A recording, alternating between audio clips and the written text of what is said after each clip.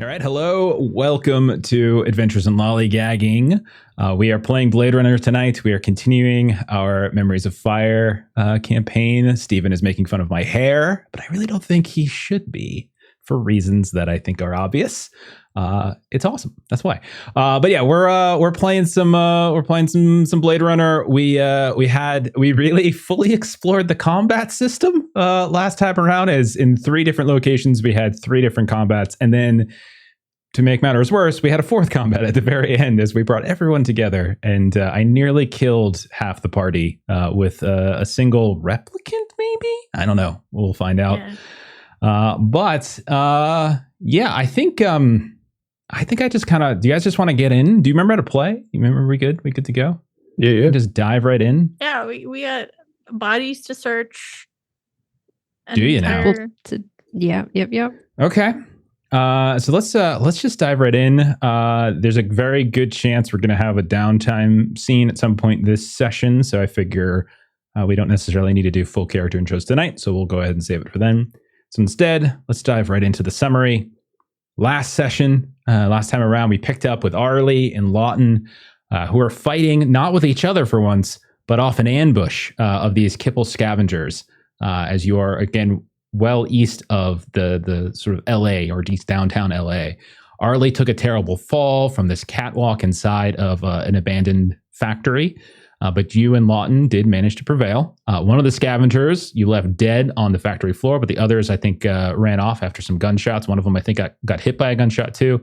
Everett and Faye had their own troubles over at Happy Jack's Casino, where a pit boss named Isaac Allers basically sicked his security personnel on you guys. You also didn't identify yourselves as cops either, so they kind of went after you.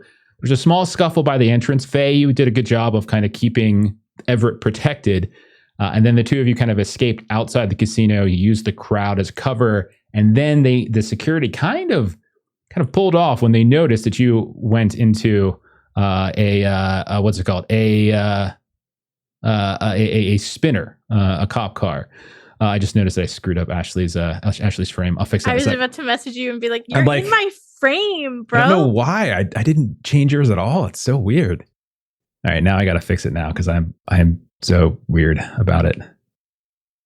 What? But while Jeff does that, we escaped in the spinner.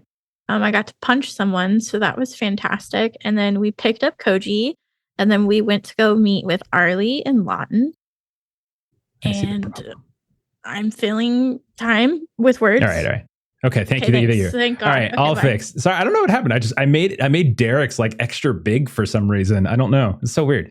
So there's a small scuffle outside the casino. You got into your spinners. They pulled off once they saw that you went into the spinners. And then Koji, you were at Ty Walter's apartment, who was like your main suspect for this arson case. And then upon trying to leave, however, you were hit over the head, knocked unconscious. You awoke maybe an hour later, but much of the physical evidence inside the apartment had been taken: surveillance shots, the printouts, this terminals you had hacked prior to leaving. Eventually, all of you converged on this factory, concerned about this scavenger issue, and that's where you. While I think waiting for the rest of you to reinforce, Lawton and Arlie saw this trash barge coming in. They hid, they let it land, they watched these 2 figures kind of emerge from the barge and go into that factory. The rest of you eventually arrived. There was some debate, but you did eventually enter the factory. The dead scavenger was left untouched. There was still that damage to the catwalk, all that kind of stuff. And upon searching, especially on the 2nd floor, you came under fire, as it was actually Ty Walters, this ex-boxer, bouncer, warehouse worker, was firing at you on the 2nd level. His accomplice was trying to flee with some sort of equipment, it looked like. There was a split fight that kind of took place in 2 different locations. The accomplice, honestly, surprised and sort of beat the shit out of Faye and Lawton because his strength and quickness was probably more than you expected. On the 2nd floor, there's gunshots. It was basically a shootout in a hallway. And I think it was Everett who landed the killing blow right between the eyes of Ty Lawton. Koji tried to reinforce Faye, and you managed to draw the sort of the ire. Like, otherwise, it's possible it could have kind of killing blowed both Faye and Lawton, who were on the ground. This bought time for Arlie and Everett. And the figure kept trying to plead with Arlie to like, wake up, but nothing really came from it. And finally, you're able to knock this man unconscious. And in doing so, you all took some injuries. I think Arlie actually has a fatal injury, but it's been treated. I think the other two, Lawton, you actually didn't take an injury. You just went down. I think. No, I treated it. I was pointing to myself to give myself credit. Fake lost her teeth. I remember. So that was fun. Okay. So let's go ahead then and start up for tonight. Let's see. What do I want to do? So we'll do the classic cinematic. We open right now with a sound, and the sound of thunder kind of crackling all throughout, and we see these storm clouds over top of the waist of the Kipple, kind of just cascading the static charge, kicking to one, to the next, to the other. We see that kind of now familiar husk of a factory, like hidden amongst those tall heaps in the waste.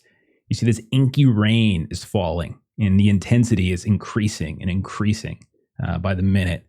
Inside the factory, we see a steady stream of rainwater that's pouring onto this broken assembly floor.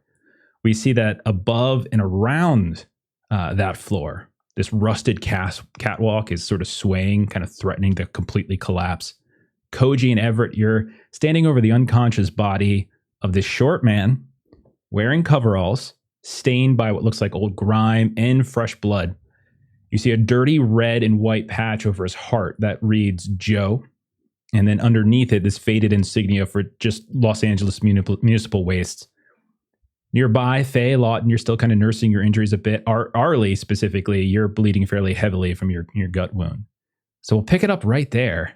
What does everyone want to do? Everett will, because this is something I think I wanted to do the end of last session, he'll want to grab a pair of handcuffs, like 2 pair, just to be safe since this guy was punching through everything like he didn't care. And he'll just go up and handcuff the unconscious person. Okay. I don't remember if that's something that I'm assuming that's part of like your basic basic equipment. So we'll say yes. You managed to front or back, Everett. Back. Okay. So we'll say you kind of flip him over, and you start to put the cuffs around him, and he's still unconscious. He rolls over. And yeah, he's bound. What next?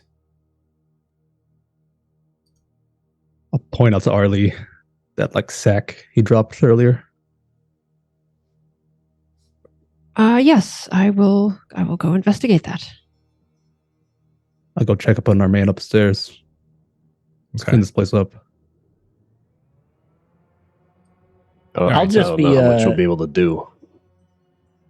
In the immediate vicinity. I don't want to go too far because I got pretty beat up and I'm tired. But I would just like to.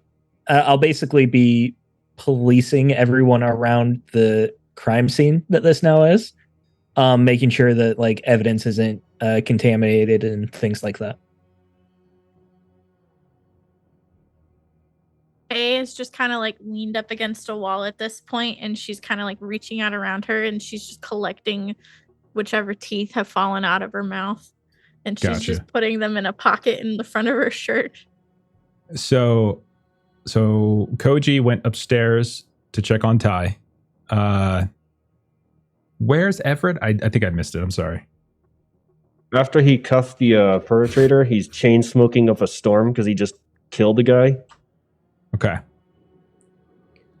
All right. So Koji, you're going upstairs to check on Ty. Arlie, you're specifically looking at this what this guy Joe, according to his coveralls, is carrying. All right. So we'll start with Arlie since that's the quickest thing. You move over. Your stomach is still, aching with pain. Like as a replicant, you still feel pain. You still bleed. All those types of things. You are not a robot, so like you are suffering in some significant pain. But you nonetheless persevere, and you move over. You kind of collect the you collect what's on, what he had dropped, and you do see that inside this sack, you do see these sort of like off yellow like cakes that have been sort of been wrapped up. One sec. So when you're looking in, you see what looks like these yellowish white. They're almost like waxy. When you look at them, they've been wrapped around with some sort of like kind of like off like translucent wrapping, but you can see underneath it that there is this yellowish white waxy crystalline substance, and they're like these like chunky blocks that are not quite as big as like an actual brick for a house, but close enough to it. And Arlie would kind of take that and kind of look at it, and then would go kind of looking for Mr. Stone. Okay. If you show Stone, you're not going to need a roll for this. You would be able to very quickly, given the leads that you've had so far, recognize blocks of white phosphorus very quickly. And you would also probably say, don't do much with it. Be careful. Though, how it would affect a replicant compared to a human, you're not entirely sure. But be careful with it. Maybe don't bleed on it so much. Well, no one has offered to do anything about my bleeding, so it seemed that I was just being I bandaged you to the best of my continue. ability. Well, yes. Thank you for identifying this. Yep, white phosphorus. Arlie, never mind. I'll tell you later. Yes, Mr. Lawton, Mr. Stone. And Arlie will just sort of raise her voice to everyone. This is white phosphorus. Don't bleed on it or do anything else that could set it off. Don't touch it at all if you see it. All right. We'll cut upstairs. We're going to cut upstairs. Koji, you went to check out Ty's corpse. And you will see that he's wearing pretty nondescript clothing, nothing too fancy. It just looks like, it almost looks like he's wearing sweatpants of some kind, or at least like heavy pants. And he has like this very kind of crew jacket over top that's all patched up here and there. You notice as you're kind of going through on his corpse, if you're like fishing through pockets or whatnot, first of all, the gun is kind of an older gun. It's a 357 Magnum. You pick it up, you can kind of take a look at it. You see that the serial number on the bottom of the butt of the frame has been kind of partially filed off. But you also notice that sort of hanging from like the back of his like waistline, he had like some sort of utility belt around, and you can see what actually looks to you like a police truncheon, or like a nightstick or a baton. And you see that also hanging from the back, he's got this sort of small compartment, this little kind of leather-like or faux leather pack in the back. When you pop open the button and kind of look inside, you see these two canisters. Go ahead and roll, if you would like, an intelligence plus firearms. Use the generic roll button at the top of your character sheet to add it in, because you're kind of combining your intelligence plus your knowledge of like firearms and weaponry and things like that. If that makes sense. So at the very top of your character sheet, there is looks just like dice. When you put your cursor over top of it, it will say generic roll, and it'll let you customize the roll. Got it.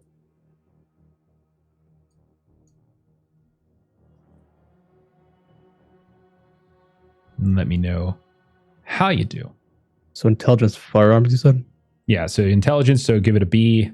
That's your D10. And then firearms is a D, so give it a D6. You're rolling a D10 and a D6. Yeah, I'll just do a physical. Okay. Got a 7, so it's 1 success. Okay. So you would be able to one. That's all you need. You're pretty confident that between what you're looking at in your, in the pocket in that little pouch and that sort of baton, it looks like RD Yu-Gi-Oh looks like actual LAPD gear. It looks a little older model. It looks like it might have been used at some point, but it definitely looks like RDU gear. And the last thing I'll say you notice as well, that you can see for certain if you kind of like look around, like move some of what looks like torn up clothing, you do notice that he also has that wake up tattoo, exactly where you were kind of told to expect it, but you do see that. Yeah, I'll bag up what I can. Take a couple pictures of the corpse. Just confirm it's Ty. Fair enough. And from what you all have been able to confirm, because I think at this point you are able to sort of get his ID confirmed. Now, the one thing I will say, Koji, is that as you kind of get into your Kia, as you look at the images of Ty that were on the, if you remember Maeve's bar, we referenced Everett and Faye went there. There were images of him on the kind of this mural of like former boxing, like Fight Club champs in that bar, and other places that you've seen, like his ID card if you kind of dug into anything else, and also probably just on his terminal. There's nothing in your database that you can find that suggests he was a replicant. He is not a known kind of, Nexus 8 model or something like that that is missing. So as far as you know, you're not sure, but at the same time, who knows?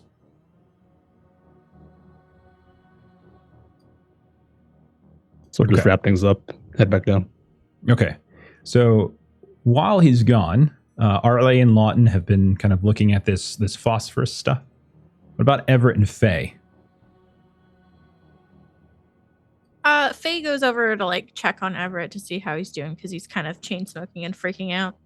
And she does so by going, "Hey, so that phosphorus stuff. So either somewhere in here it was like halfway house, like they were holding it, or they produce it here."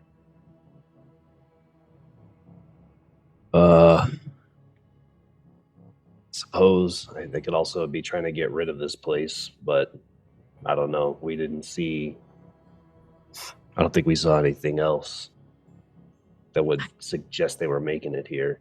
We should check. Did that barge, this is out of character, did that barge they came in on stick around or did it leave again? Yeah, it parked, so it landed. And I should also say you haven't actually ever done a full sweep of this place. It's a very large factory. The first time Arley and Lawton came, they really only did the factory floor, the assembly room floor, which is what you're still at. You all went down like one hallway and then went upstairs through the bathroom, the women's bathroom, if I recall, where there was like a collapsed floor. But there's still more than half of this place that you guys actually haven't explored. Okay. Then that would change what Everett would say. Okay.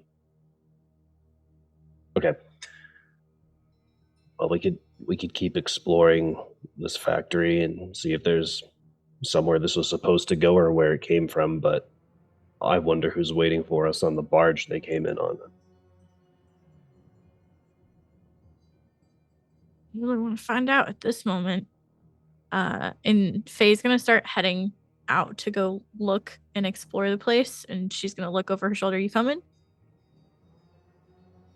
Everett will just silently nod and pop his cigarettes back in his mouth to follow along. Is this your first kill? Oh, no, not even close, but never gets any easier, you know? And Faye like ponders it, but she kind of shakes her head like she disagrees. All right, so the two of you start exploring a little bit more, looking around, see if you can kind of sweeping the place. And I will say no rollness is necessary here. It's really just sort of a systematic room by room. Some rooms open, some rooms don't. Some rooms have doors, some rooms don't. Some rooms have absolutely nothing. There's nothing worth talking about. But eventually, the two of you do find a workshop that seems to be sort of nestled in this hidden nook where you see like a series of what looks like corrugated metal sheets were at some point placed in this hole in the wall kind of as covering, and you can see that they have been slid across, like slid to open it up, but they were all like the two of them are also here, both Ty and this Joe character were here as well. But it looks like this corrugated sheeting, this horrible, rusted with all sorts of spray on it, had kind of been covering this essentially a hole in the wall. And you can see that as you go in, like the shadows are pretty heavy here, and I would imagine someone has a light. The air, like as you come in, it's like it smells like oil and rust. And as you look around, you can see like this patchwork of kind of peeling paint, rusted metal. Like there's all these marks, these deep scratches, scorch marks even, and it kind of gives you this idea of like this is a place that's been used, experimented within, that kind of stuff. It's a very small room though, and almost kind of claustrophobic. You can see that the shelves are relatively filled. There's a handful of them with like kind of crates and things like that. Peeking through them, assorted tools, parts that you can see sticking out. Nothing immediately catches the eye as you're just doing a quick cursory glance. In the center, you can see this big old workbench that's basically dominating the space. It's very battered. It's very scarred. You can see stains of all sorts of different things are on top of it. And you can see there's a few like what looks like half-finished projects that are kind of on the bench and other places here and there, and like these little milk crate carton thingies. And as you're shining around, you do notice one thing does immediately catch your attention, is that you see this kind of graffiti scrawled kind of crudely across the wall. Letters are, again, that jagged kind of angular look, almost aggressive, and like how intensely it's been written. And it's got that same kind of message that you've seen on these tattoos. So that's what you all see when you find this workshop. If you would like, you can roll. If there's something specific you can look at, if you just want kind of take a basic, very systematic, methodical approach, you can just roll observation as you're moving around. So either one of you can roll that, and the other person can take advantage, or you can just both roll it. Whatever you prefer is fine with me. We have the same. Let's just both roll. Okay. We're both rolling observation, correct? Yep. Yeah. Okay.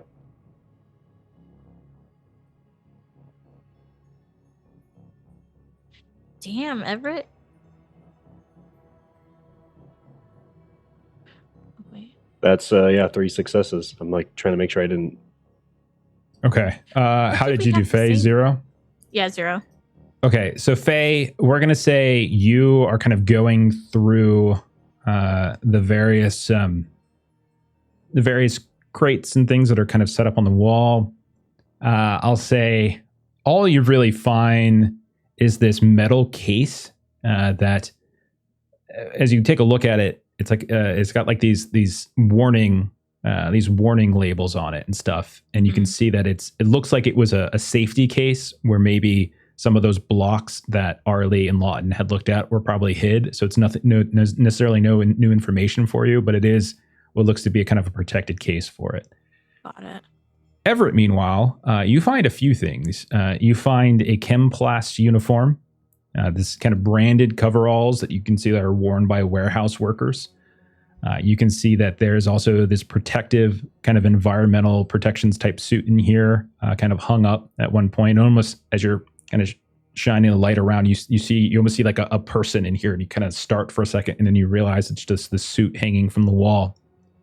And then as you are kind of messing around with the workbench, you notice this small catch on one of the drawers, and you manage to pry it open, and you can see like inside there's this like hidden compartment, and you find this small device that I would say you probably don't immediately recognize. It looks to be some sort of hastily thrown together piece of electronic tech that doesn't seem to be like a model of any kind. It looks to have been jury-rigged in some way.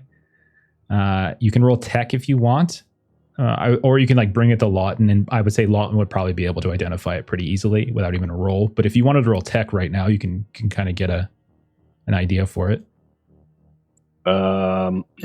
Yeah, I'll like message it out on the Kia and use a tech roll just for flavor of describing it to everyone. Cool. It's exactly what I wanted. Lawton, so you're pretty sure he's talking about a box of tissues. Yeah. I would say the verbal description is probably not enough, but you do have the ability to take a picture of it and sort of send it in a way, like send like a text message picture if you want. I'll start that's what he's heading going up to do. anyways. Okay. He's just going to be like, I found this really weird lighter. I'm going to use it. So when Lawton, you do get up, you notice that you would probably piece together, this is a remote detonator. You're pretty confident. It seems to be sending out a signal. It's sort of keyed to send out like a radio signal, and it's not necessarily you don't know if it's obviously active right now. But one of the things I would say, Lawton, if you wanted to roll a tech, there might be more information you can get other than just identifying it. If that makes sense. I was going to laugh if Stone just sort of sat and like everybody just kept bringing him things like, hey, what do you think this is? Hey, what do you think this is? You just kind of. I set up a desk. Exactly. Right. 1 success. Okay. One of the things you're confident of is that this was somewhat jury-rigged, but at the same time, you do see actually what looks like component parts from old RDU tech, like replicant detection unit, like LAPD tech in here. That is not a lighter. Do not press that button. It may be active, it may not be active, but it's a detonator. We could definitely be blowing something up.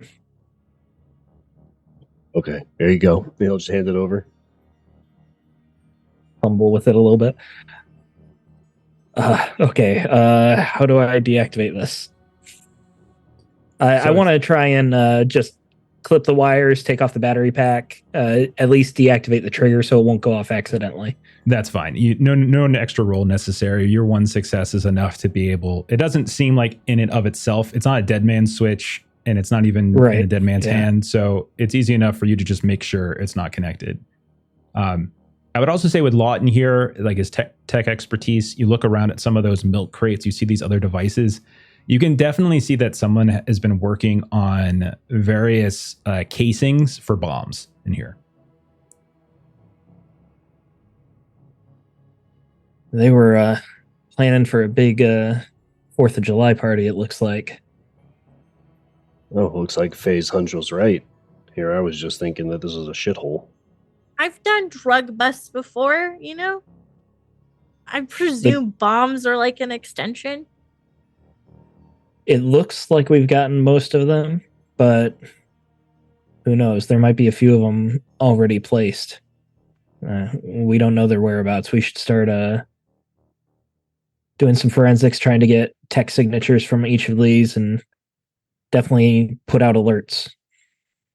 So I would like to start scanning a lot of this tech and uploading it as evidence. Yeah, and I would say that doesn't actually take too long when you go through it in terms of like what's actually intact. But you can very quickly take these images within this room. There's only a handful of these milk crates, and you can tell like doing the counting, it looks like there were 3 casings that were in relative states of construction, and also what looks like maybe experiments in terms of like trying to get certain things exactly right. And you can tell like some of the casing, some of the metal has been ruptured in some way. You would imagine maybe they practiced somewhere out here and it just didn't work out the way they wanted, or they kind of learned from it. But you take pictures of all of that. On the shelves that Faye was looking at, all there is the actual metal case, the protective case for it, for the phosphorus. And then there's just tools. And so you're able to, as best you can, just kind of log all of that. And then you upload it, you said. So this does raise a question that I think I should address. There are 2 dead people at this site, one of whom was a suspect in this arson case, and what you learned is a murder of a former LAPD official and now private security consultant for Wallace Corps and Chemblasts. Have you all notified LAPD?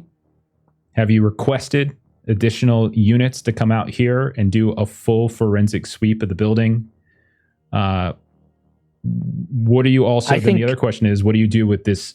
You have this witness, or you have this accomplice here, unconscious currently and bound. Do you try to interrogate him here? Do you take him back to LAPD? So walk me through what's happening. I think especially seeing all these bombs, this isn't something that we can keep under wraps or even wait, because there is a chance that there are more bombs out there or that there's another accomplice. We don't know. So I would definitely say we need to start calling in for backup, doing a full sweep. I hear what you say. My concern is that did you not say that there is RDU tech that was part of these bombs? Yeah.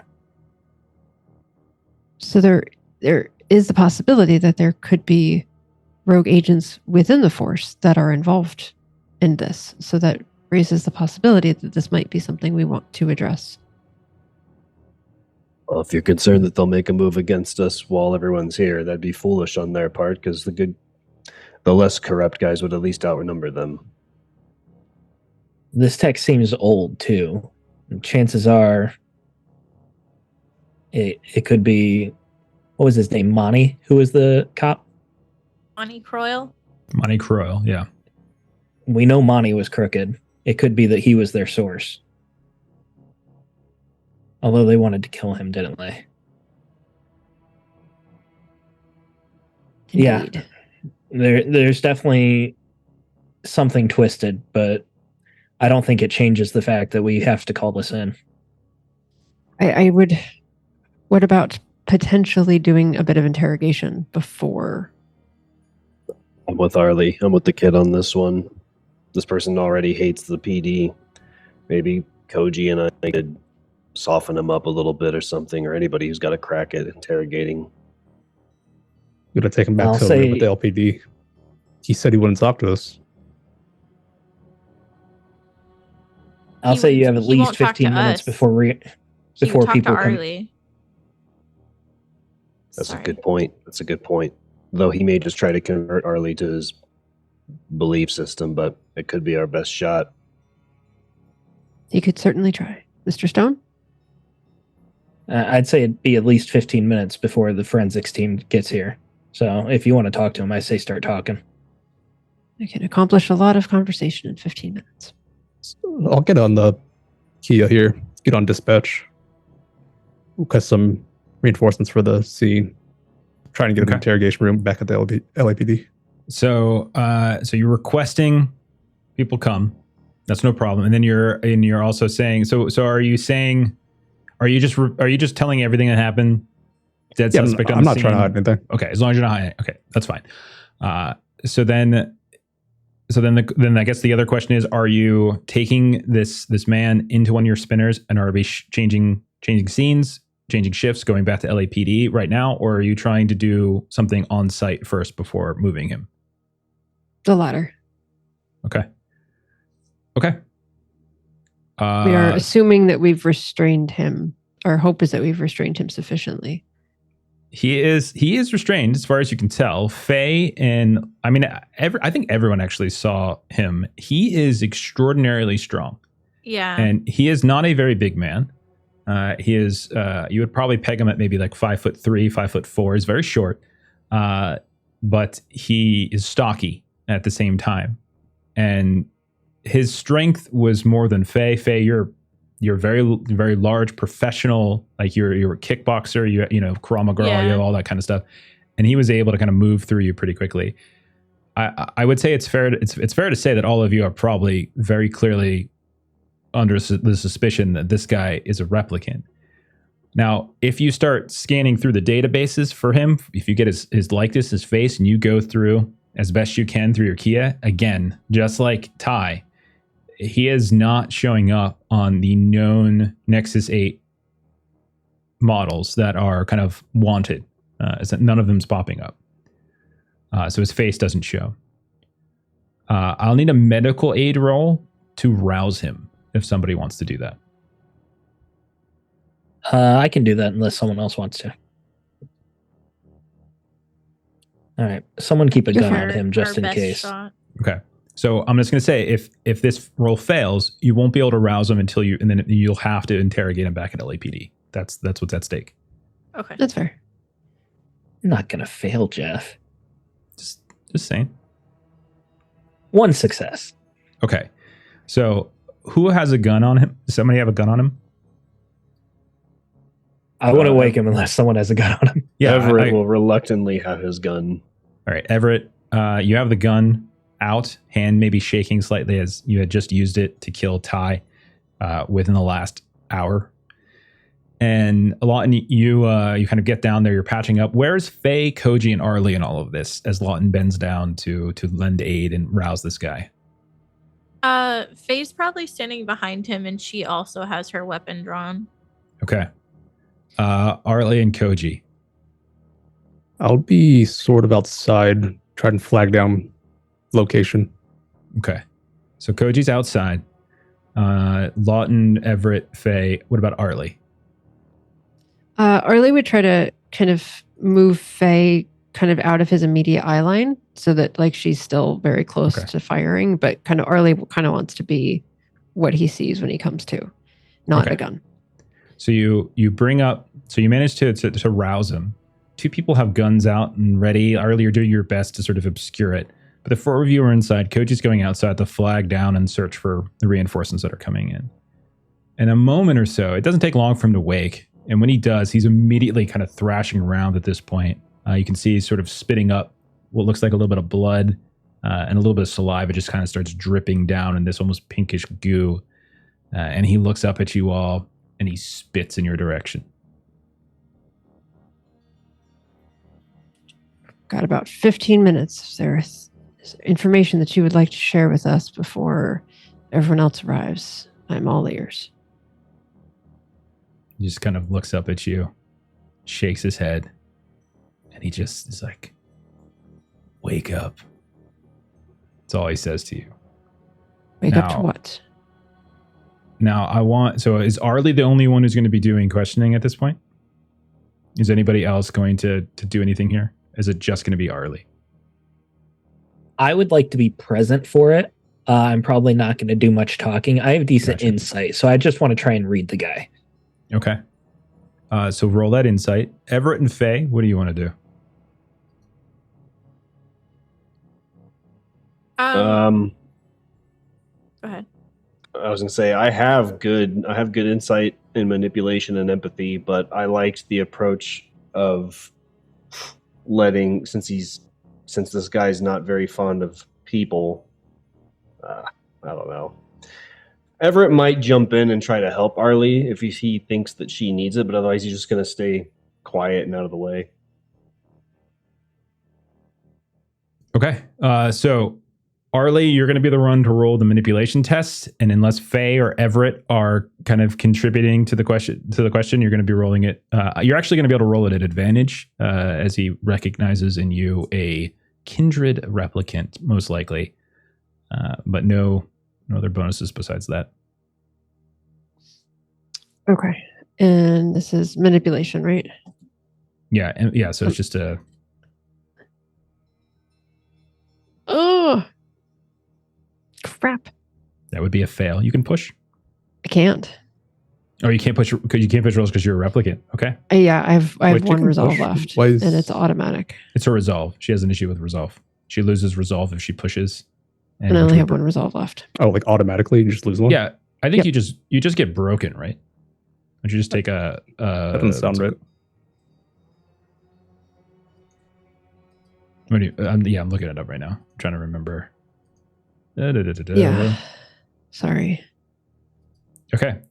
If you don't push, then he's just going to look up at you, and he's going to have this angry, confused. And I would say, Lawton, you would say he's both angry. Like you can probably kind of.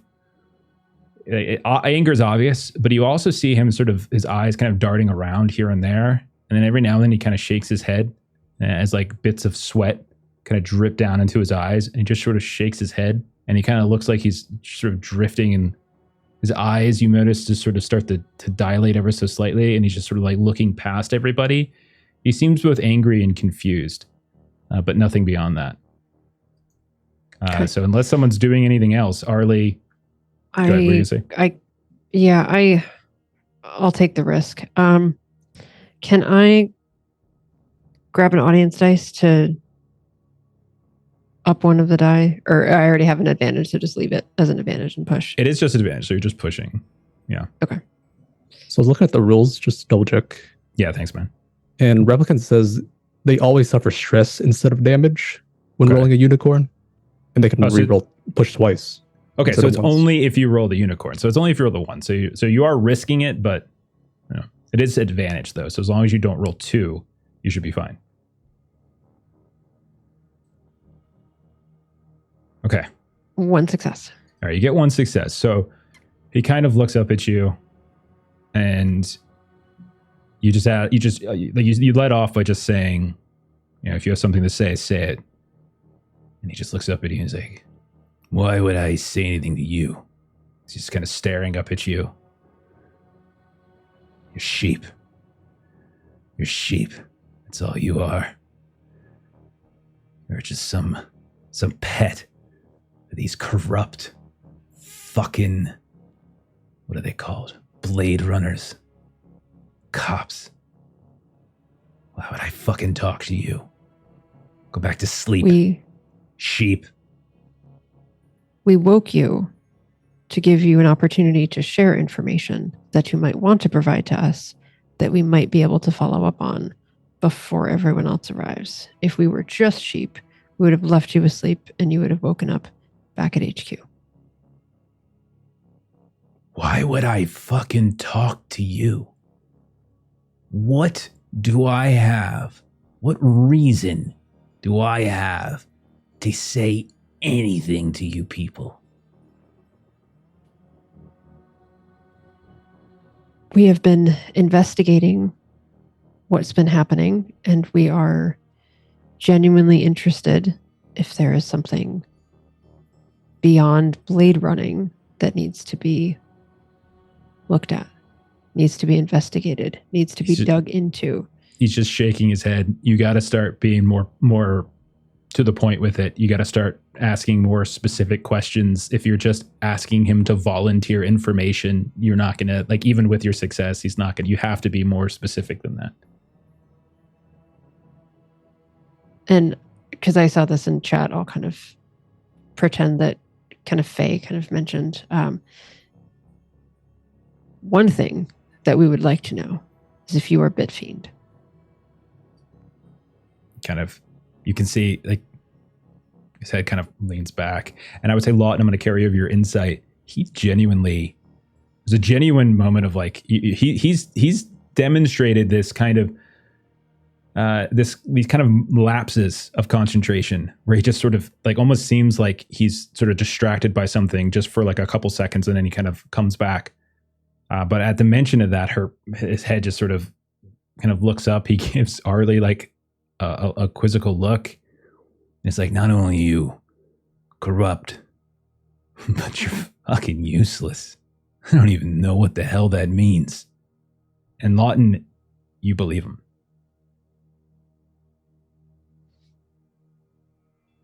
Where were you going with all of this? What was the next target?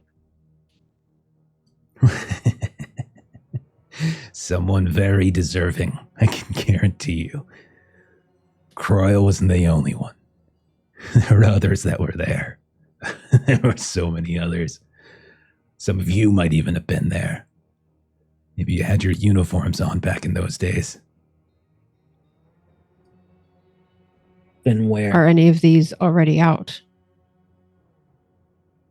Waiting to go off.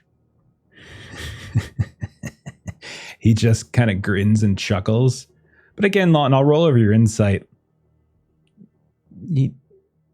He's posturing a little bit. Lawton, what was your question? Been where? He said, you may have been there. I said, been where? His head just jerks towards you, this incredibly fast movement. And he's like, don't you fucking know already? I want to bring people in. Tell me what happened. We'll bring them in. All right, Lawton, roll. You can go ahead and roll immediate delation as well. I'm sorry, Melissa. I'm not trying to. Oh, no. I'm just not looking to be It's a scene. the only one talking to him. We're all here. The 4 of you are there. You're welcome to. I'm to say pushing. anything. Okay. Oh my Nothing. goodness. Okay. And all he says is, he just looks up as you kind of like stare at him. You've had years. You've had years to bring him in, and you didn't. Not only did you not bring him in, but you stood by and you let them get stronger. You let them get more powerful. You let them rise up in the ranks of this bureaucracy on the corpses of my brothers and my sisters. Yeah, I don't believe you're gonna do shit. And he spits at Lawton. Faye is. So this is an Ashley question. What's the name of the lady who was involved in the cover-up with Hoyt and Zemke? You don't know that info? Koji, have you shared but that? It's no, I didn't share it, but for Ashley, it was Lena Kova. Yeah. Oh, okay. Oh, but Faye doesn't. Okay, got it. But if okay, Koji that's why hasn't shared it that's with why you I guys, didn't write then- it in my notes yeah. yet, because I don't know yet. Okay. Then Faye's gonna kind of like step behind Arlie, and she's, "Where's Warwick?" You see, he kind of, his head sort of shifts a bit. And for a moment, you see like less anger, more confusion. What? What do you know? What? What? What do you... What? Where's Warwick? He has that tattoo. Warwick. He kind of thinks, Warwick. And he just looks really confused. Yeah. Yeah, he was there. Yeah, he was there. And he kind of looks up at you and he says, friend of yours? Yeah. I imagine he's got a task too. You think we were the only ones? Do you know how many there were of us that day? Dozens. Dozens. They build us to survive. They build us to be tougher than you. You humans. You fragile things. There were dozens of us. You think some of us weren't going to survive? How well do you know your friend? Not as well as you think. Apparently, and Faye's stressed out, and she goes, "Did you guys already get Zemke then?" He'll get his. Just a little hors d'oeuvre so far. He'll get his. He's just a little fish anyway. Why did they kill Meiji then? You see his head start to twitch. No. What? Worked it in. What? Again, he's just looking so incredibly confused right now, like an old man trying to like sort out a memory, like almost like a dementia patient, just kind of lapsing in and out of concentration, where it just doesn't seem like he has like full focus. And you ask him these curveball questions, or you ask him something that just doesn't ring true, and his face just kind of scrunches up, and he almost has this lost look as his face kind of contorts. It's almost like you can almost sort of empathize at some point. He almost looks like far away and confused, but he kind of shakes his head. He doesn't seem to register it.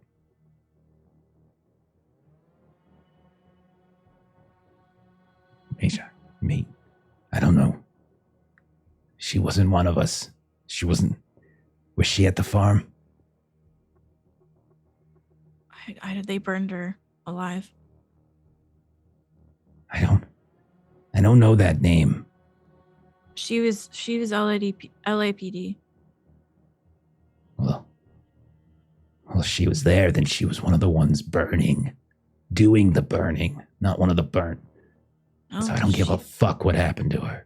She someone killed deserves her? it. I don't care. No.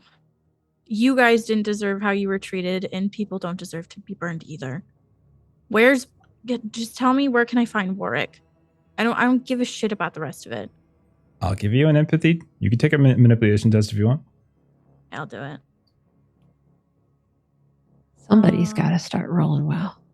Hopefully. Can I have a... I mean, if you guys would have advantage teamed up into the beginning and stuff, you know, could have gotten some bonuses and things.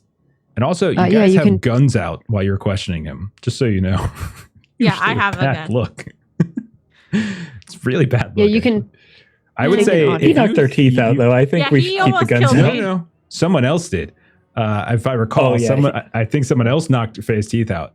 He just kind of broke your nose. And to be fair, you did charge him. No, he's the guy who broke my teeth.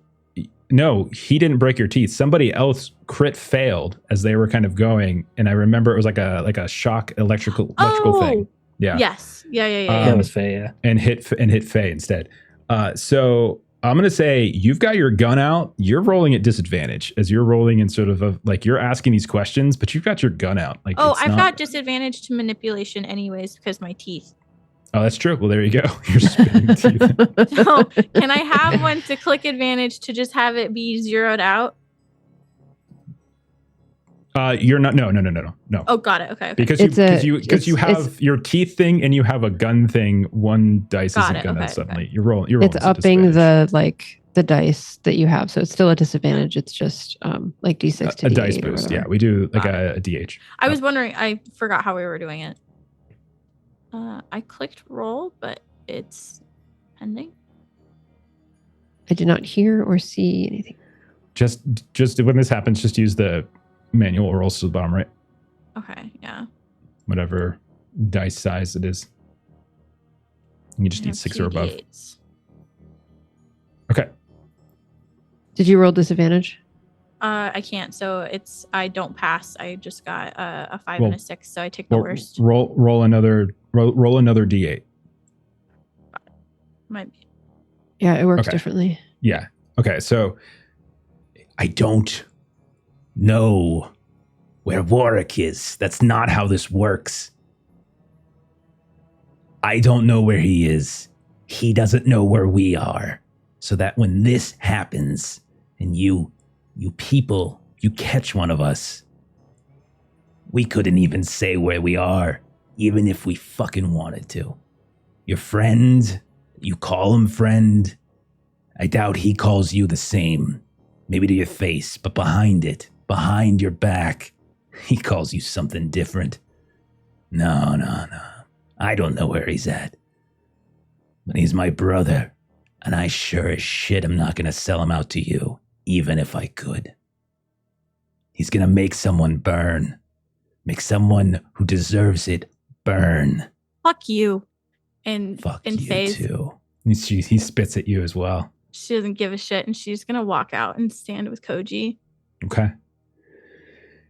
Everett will step in from wherever he's been standing out of sight, and he'll holster his gun, and he'll hold out his pack of smokes and be like, "You smoke?"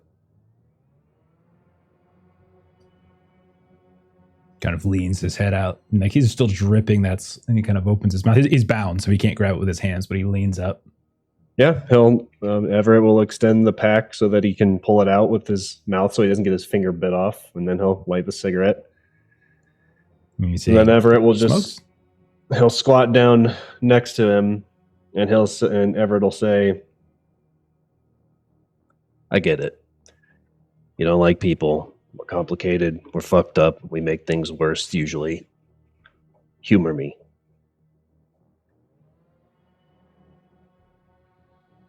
You said we should have been doing something years ago, taking people out instead of letting them climb the bureaucracy. Give us names, because, again, humor me. Either we end up surprising you and trying to make shit less fucked up, or we die trying. Either way, you get what you want, right?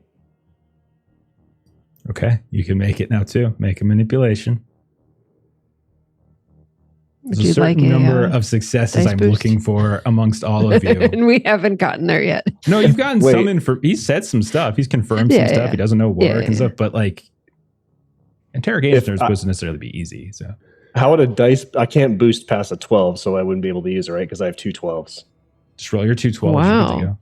You should be the one up here. What am I doing talking? Well, I really like the strategy of I got 2 successes. I really like the Arlie replicant connection thing. Yeah, Let the shitty people go in first. Bad cop, good cop. Okay. And I'll say you gave him a cigarette. You come up. You're playing the good cop. Everyone else was playing incompetent cop. And then you come up. Oh, come on. Aww. And you come up and you start asking questions.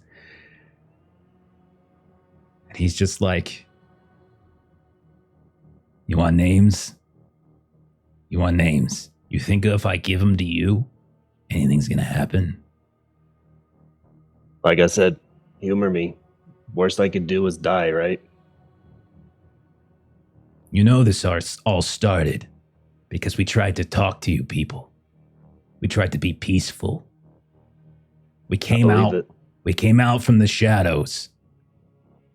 We made a deal with Wallace Corp. We made a deal with RDU. We'd register. We'd register and we'd work for them. They gave us a farm, a commune out east where you fragile little things can't survive. We would build it up into something. We'd operate the machinery. We'd get your little protein going so that you cruel little people can go about your everyday existence in this shithole of a city. Eat your fake noodles. Eat your fake meat. That's what we did. We registered. We were peaceful. And then you people came. You came to our home after saying we were free. Free to work on our own. Free to live our lives free of you. You made up some sort of, and he's not using his hands obviously, but I can't speak without my hands. You made up some sort of story, some sort of lead. Terrorism this, terrorism that. Somebody within our group was feeding information responsible for this thing or that. It was bullshit. It was such bullshit. We saw the anger in your eyes. That old fuck, Monty Croyle. And he kind of like, at this point, you can see the ash is kind of growing on the end of his cigarette. And he's kind of waiting. And he kind of looks up at you. And he's kind of waiting for you because he doesn't have hands to use at this moment. Yeah, Everett will flick it to get the ashes off, or if it's spent, he'll offer another one. So they showed up, your little inspection force. We had a lot of folk, a lot of people, but you all brought more. So many ships just coming through the sky. Like the fucking Navy or some Air Force landing around us. All we did is grow protein. You looked around, looked at all our machines. You turned up our floors. You went through our cabinets. You pushed around our people. And then, when you couldn't find anything, you beat us. You tried to get us to admit something that we didn't do. And when that didn't work, you herded us like we were cattle. Right into this ditch. We dug that ditch. We were told to dig that ditch. Wallace Corps, we dug our own fucking graves. And they put us down there. And then you fucking people. You know, I can still smell the accelerant that Hoyt sprayed on us. From one of our own trucks, even. And I saw the packs that you RDU fucks were wearing. You surrounded us. We begged. We pleaded. And then you just You just unleashed hell. Everything torched. I still smell it. Do you know what it smells? What it smells like when flesh burns? Synths, replicants, it's different. When you smell enough of us burning, getting cooked, you can tell it. It's similar, but different. There's a sterility to it. Like something from a hospital. What the fuck is going on? Mr. Stone, what seems to be the problem? Lawton, you okay over there? What's Jesus going on? Christ, give me some water. Water. And Arlie will give him some water. What, Mr. Stone? And I just drench it on myself. Just pour it all over. What the fuck was that? What? I do not understand. You were, nothing has happened to you.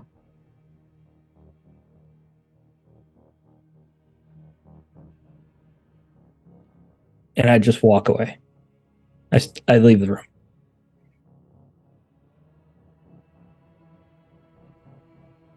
Some Everett. people don't have the stomach for it. Everett, well, do we get this guy's name, by the way? It says Joe on his coveralls. And you do have in your notes, Faye, even though you're not in the room, but I would say, Faye, I think you shared all your work. A Joe who actually showed up at a certain point. And you also did, I think, Koji, though I'm not sure if Koji shared this acronym or the initials JHL on some messages as well. Everett will point to the shirt and be like, is your name actually Joe? Yeah, it is. Okay, You Joe. want more names? Monty Croyle, Hoyt Zemke, Big Fish, Little Fish, and the Queen of the fucking Sea, Lena Kova. You gonna do anything about that one, big guy? Nah, I don't think you will. Because you bring that name back to your people, they're gonna shut your case down. They're gonna shut you down. And you're gonna find yourself suddenly out of the force for this reason or that reason. Because no one really gives a shit. Because she's just some rising star built on the scorched bodies of my people.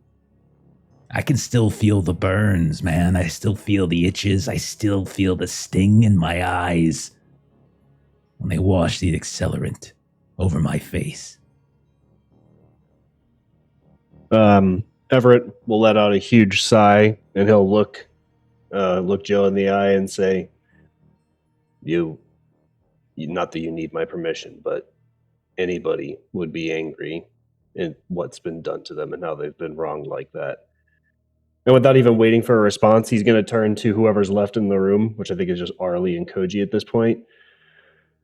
No, just Arlie. Faye and Lawton have both walked out of the room. Koji had already left. It's just you and Arlie at this point.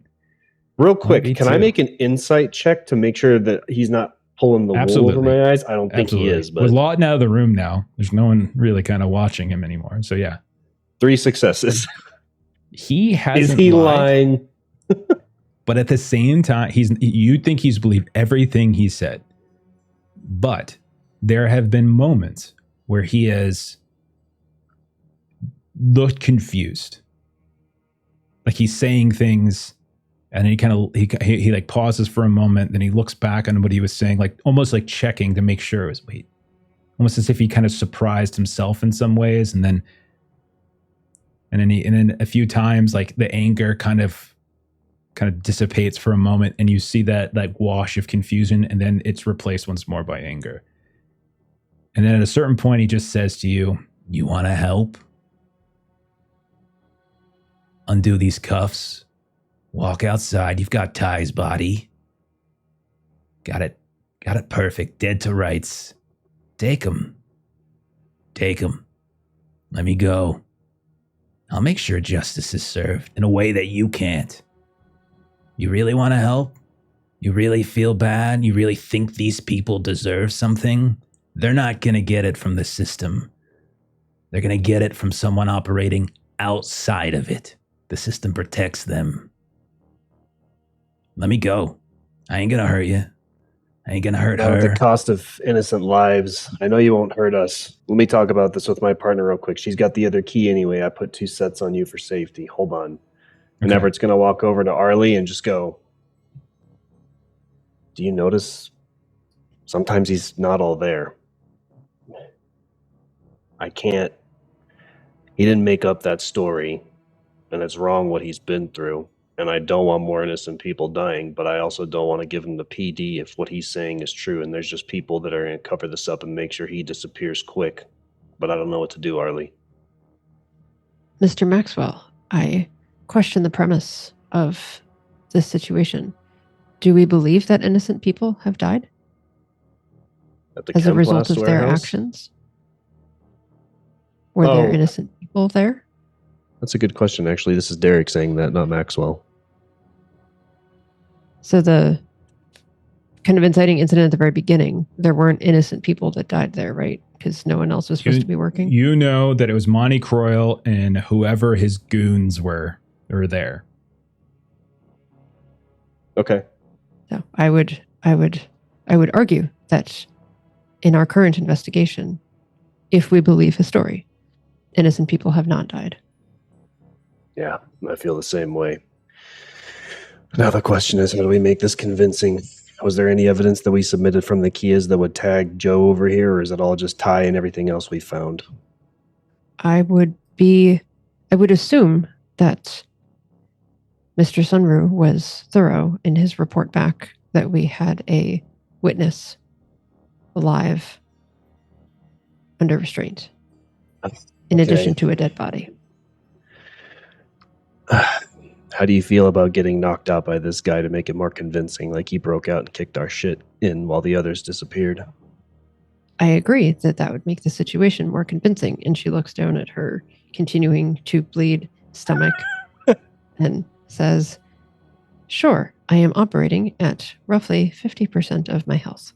I could take another well-placed blow if we believe this is the best course of action.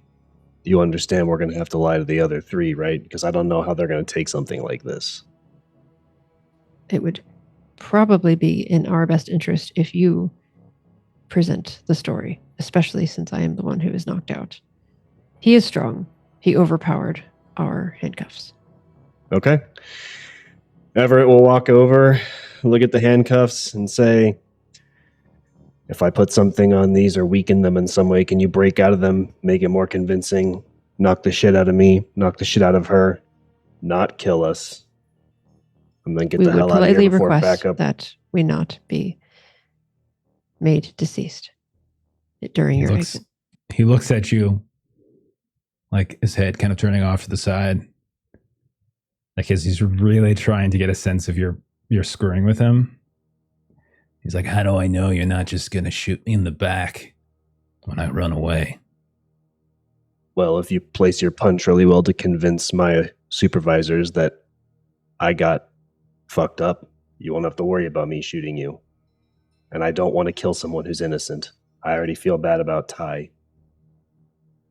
We're going to cut from this scene. And we're going to go over outside, wind it back a few minutes. Koji, you were there first. You went outside, you were by yourself. You had a couple minutes by yourself before Faye. And then Lawton, did you go outside or did you just walk away somewhere else inside the factory? I probably just went directly outside the room just to be alone. And then I would have leaned up against the wall there. So just right outside the room. Okay, so you are still inside the factory. All right, so Coach, you're going to start with you. You go outside. You know there's a little bit of time still before they're going to get here. You can see a storm has grown. And you can see cascading across these sort of oppressive dark clouds as the night is sort of weighing down as well.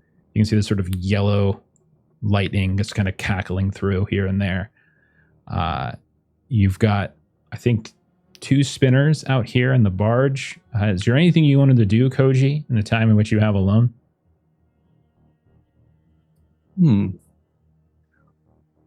I don't think there's anything special there. I'm just sort of biding time. Okay. So we'll say you're out here waiting, looking. You don't see any signs of any movement.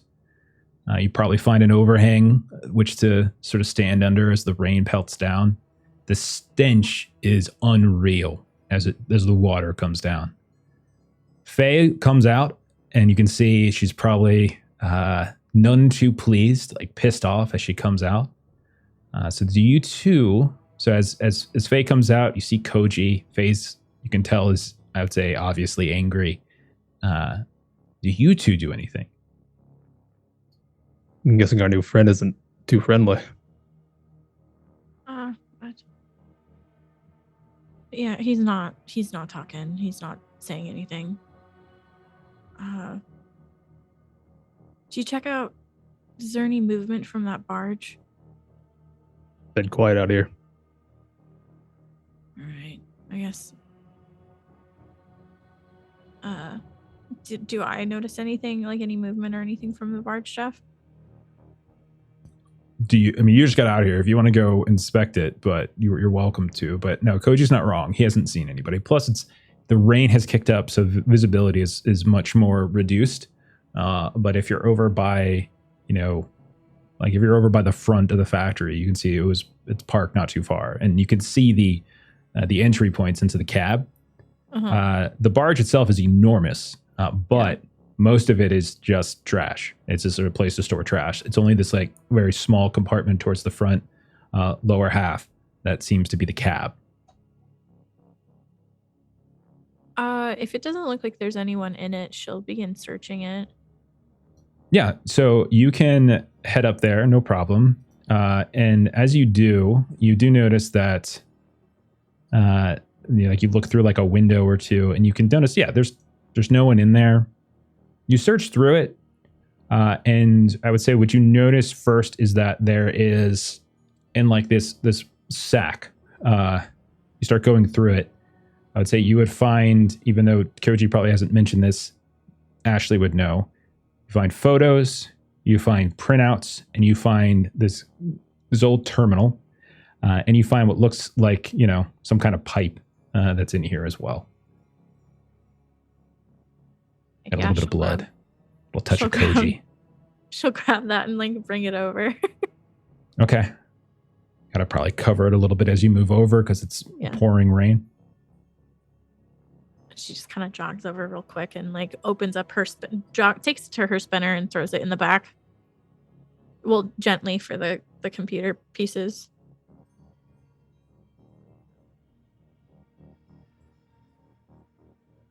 And and then she'll just, after she puts it in her spinner, she'll wait with Koji for backup. Okay. All right. Koji, you see, I would say you see her kind of go grab something from the barge, move over to her spinner, drop something off. She comes back. And then Lawton, you didn't go outside. Okay. Correct. All right.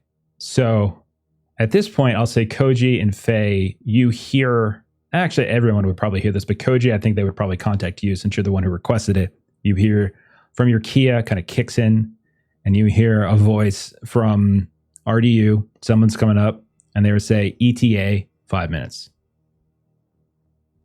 Anything you guys want to do? I'll head back inside.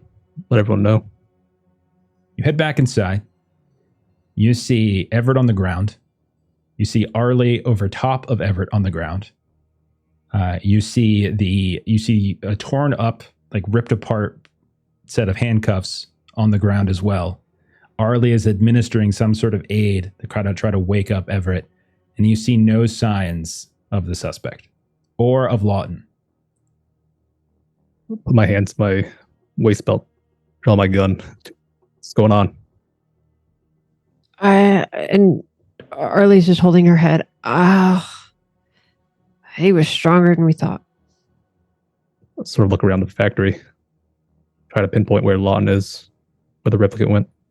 Okay, roll an observation. Observation, not too good here. Really? That's okay. The rain. It's just the rain. It's not Koji at all.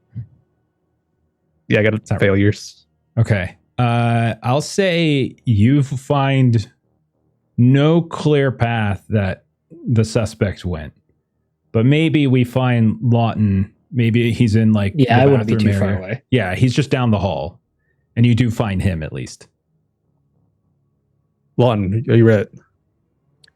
You would just see me, like he said, just down the hall around a corner.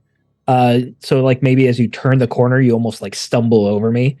As I've just like sitting on the rusted floor in the debris, leaning back against the wall. You see that I'm still soaking wet from the water on me.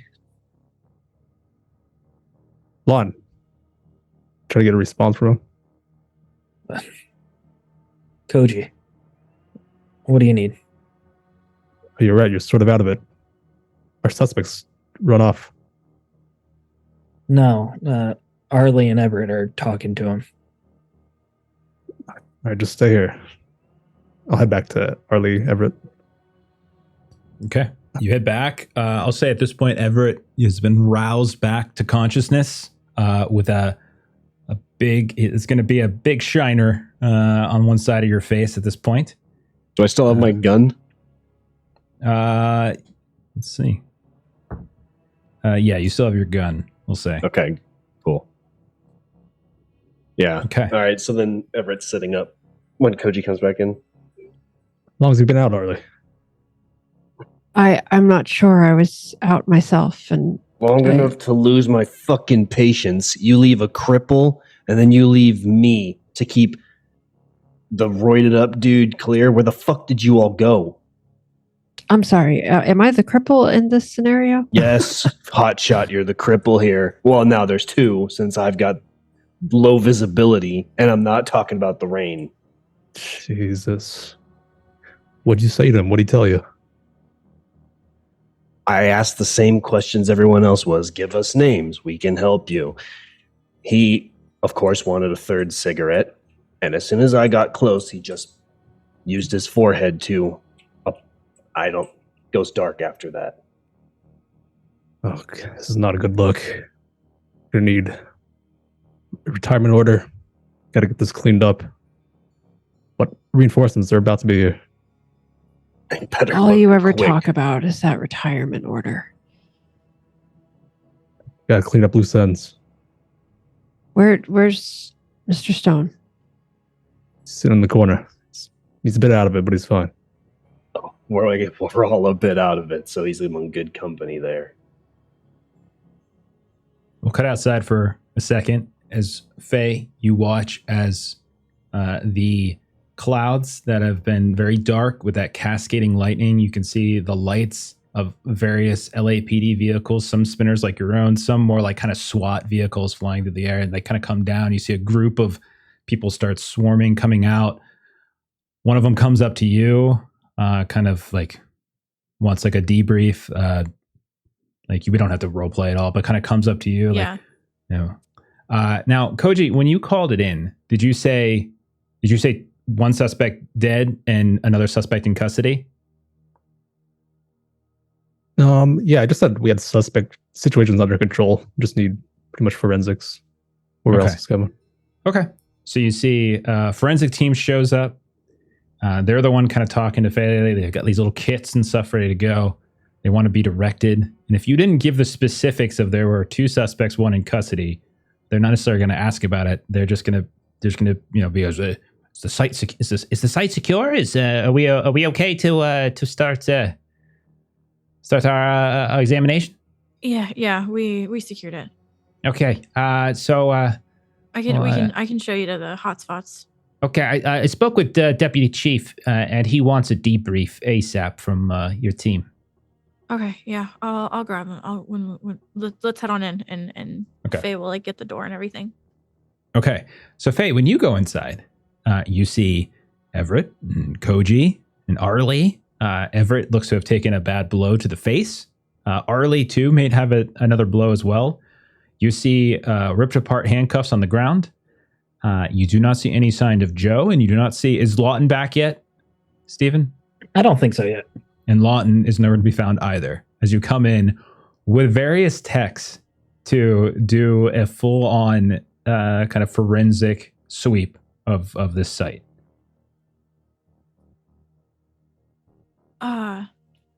What the fuck? That's right, Faye. Just point them out where they gotta go. Okay. And like, she takes a moment and she's staring you down. Like, we're really okay. Fuck. And she'll take them upstairs to the body. Okay. So we'll say you show them around. Groups of tech start moving around. A few of them get a little nervous. Like, you sure this place is secure? It's like some of the walls start to wobble a little bit in the wind. Weird sounds start to cascade around here and there. But we will say they begin a full kind of forensic sweep. You got a group kind of comes in to sort of assess Ty's body, get that ready for transport. And you guys, your job here is basically done. So what next? Really, we want to go find Mr. Stone. You do, in fact, find him, I would say, somewhere in, kind of wandering in the halls on the lower floor. Harley. Yes, I Mr. can Stone. smell it. And Arlie thinks back. You can smell that awful smell he was describing? I can smell it. I can How, see it. I can hear it. you have a vivid imagination. That is how a good imagination works. Someone describes something and you can see it in your mind.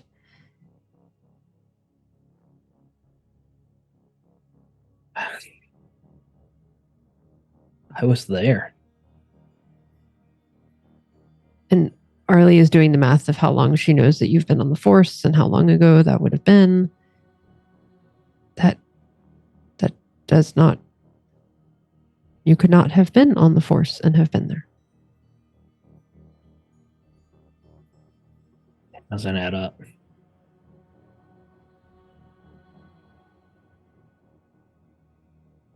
What do you recall? Every fucking detail.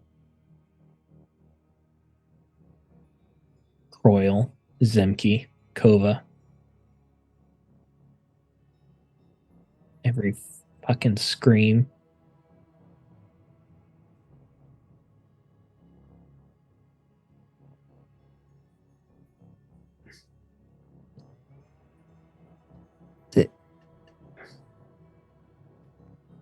Can I have- Maxwell interrupt? I mean, you could have seen Arlie walk away, so that's up to you. Yeah. Just so that we're away from prying ears, Maxwell, as Arlie gets ready to prep her next phrase, will be like, oh, well, if it isn't the rolling fucking stone, are you done playing with your chemistry set? Let's get the hell out of here and let everyone else do their jobs. He's very irritable. And that sort of having someone just sort of walk in on this conversation, that will definitely sort of, and Arlie will just sort of awkwardly, you just sort of see her hand reach out, kind of onto like a elbow or hand or something, and it's a very awkwardly done, because I mean, a very professional, minimal good relationship, but it's just sort of a like, I'm cutting you off, but I'm still concerned. Yes, Mr. Maxwell, you are very correct. We should. We are indicating that there were two individuals here, and one of them made their exit at the peril of us during the skirmish. Is this what we are saying? Fortunately, I'll take the heat for it since you're bandaged up already, and I got close to a suspect that I should have known was dangerous.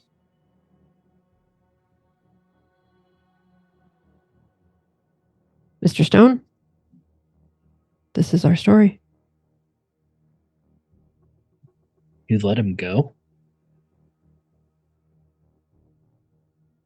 Do you have a problem with this? I don't give a fuck right now. Get me out of here. Good, because originally it was Arlie and I that were going to keep this secret, but now you're in on it, so now there's more bodies to go down with us.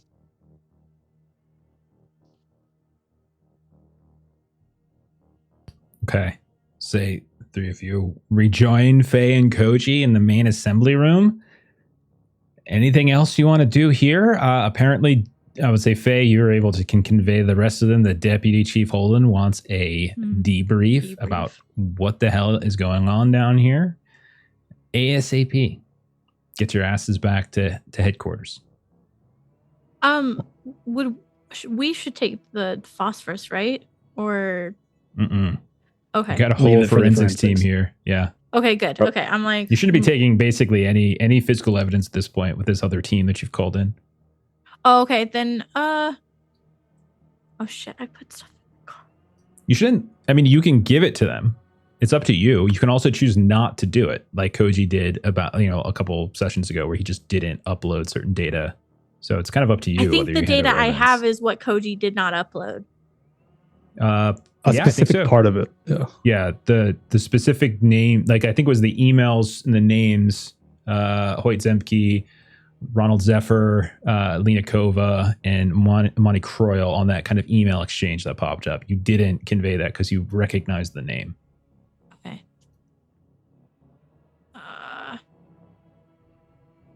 I'm just keeping it in my car for now. Okay.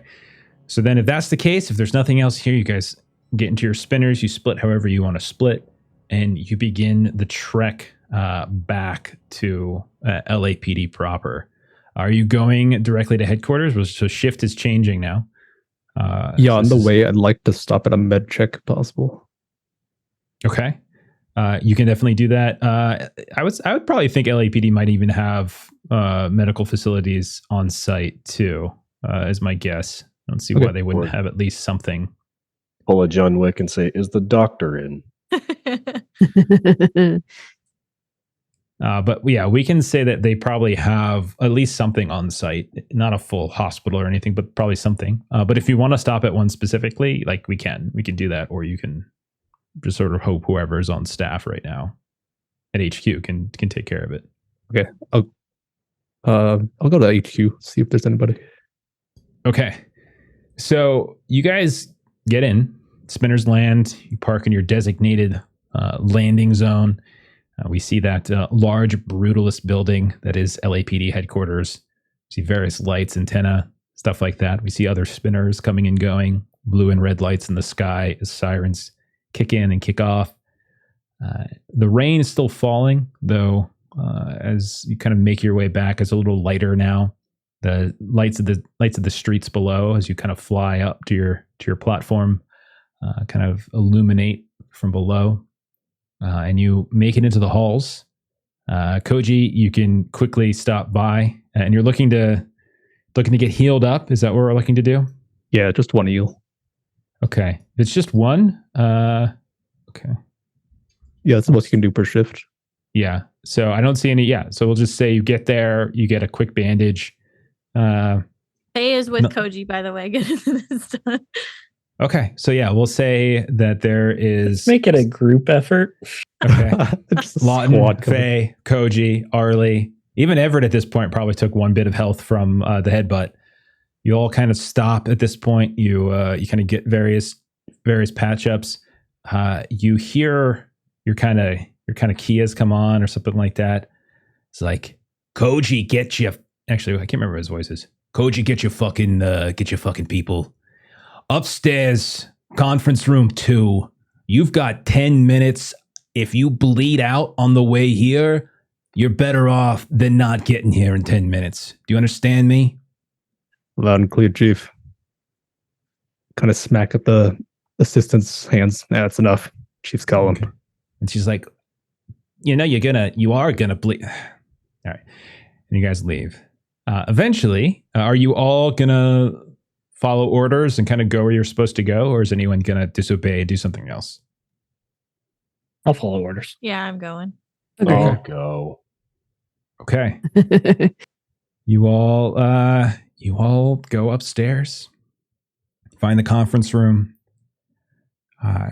You go inside. You are the last to arrive. You look around. The room as you come in is relatively dimly lit, but nonetheless there is some kind of overhead lighting here and there. It's windowless. There's like no outside view whatsoever. The air in here is sort of thick with the smell of cigarettes, stale coffee. As you see little cups here and there. Walls are kind of adorned with these faded posters and kind of propaganda of all these past government and LAPD initiatives. You can also see there's just in the middle of it, there's this large metal table. There's all these uncomfortable chairs that are taking up a lot of the room. You see a hollow projector and a mobile terminal kind of sitting on top of the table. You watch this lonely ceiling fan just spinning around the top that's kind of casting these weird shadows all over the place. You can see sitting on one side of the conference table are 3 individuals, 2 of whom you recognize. One is Deputy Chief Holden, who is, if you're familiar with a wonderful actor by the name of Brian Dennehy, basically kind of think of it like that. I should share with you all, by the way, if you don't recall, there is the NPCs folder where I kind of put images for some of these characters. If you want to take a look at that in the journal section. You see Deputy Chief Holden, who you would put, I mean, you all kind of know he's like late 50s, but he looks a lot older. Mustache, white hair. He's got lines all over his face. He looks much, much older. You can see that occasionally he kind of looks over and gives a somewhat frustrating grimace at one of the people sitting to his right, and it is someone that you all recognize. I would say especially Everett and maybe 1 or 2 others, as it is Marilyn Lau from the first time we played when you all arrived on site. She is a Wallace Corps Chemplas rep. She's sitting there with her big kind of curly perm-like hair. She's got a cigarette in her mouth. She's smoking. And you all would know that it's a general rule you guys try not to smoke around Holden. You can smoke in the area, but you don't smoke around him because he's got prosthetic lungs. His nickname is Iron Lung, basically. And he kind of keeps looking over it, but he doesn't say anything. Now, the woman on the other side, you can see, is a little bit younger. I'll share with you all what she looks like. Let's see. As you can see, the name's in there, but you don't necessarily know the name. But you want to see the Rosette, I think it's Rosette Desai at the very bottom. But you see another woman, mid-30s. You can see that her hair is worn up. You've got this dipping wave that kind of comes across the forehead and around one ear, barely kind of cloaking that one ear. You can see underneath that little flap of hair, there is what looks like a listening device. She's got some sort of device in her ears. There's also this black drone, no bigger than like a hand, and it's kind of held out in this sort of almost like a duck bill, kind of hovering just a couple feet above her and to the right of her shoulder. And it's got a lens that's kind of tracking you all as you come in.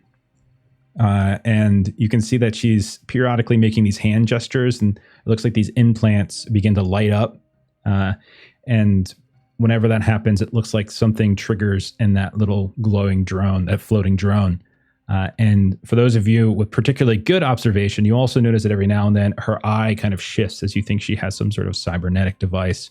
She's dressed very businesslike. She's got very kind of sort of big, heavy, noticeable shoulder pads, but she is dressed in a very professional manner. As you come in, Marilyn gives Everett kind of a little bit of a grin and then a wink as well. And you hear Deputy Holden say, "Sit down." Right away, sir. Yes, sir. Okay. This here, as you know, is it's Marilyn Lau, representing the Wallace Corporation, who has a vested interest in this investigation. You can see he's very upset at this. He does not seem to care too much about this as he says this. And then very stiffly, as all of you know him pretty well, you report to him regularly, kind of turns over. This is Miss Rosette Desai. She is from UN's office, personal assistant to Kova, one of ours, also with a vested interest as there apparently are some political, he kind of rolls his eyes, complications. Anyhow, kind of shakes his head. She gives you kind of a kind of courtesy nod, but doesn't really make any other facial expression beside it. Now, I've heard through the dispatch you suspect. Can you debrief? Yes, sir. Tell us exactly. Of course. I'm Detective Koji Sunru, my crew here. Investigating a case of arson at Kempla's warehouse. We've identified suspect and he's no longer alive.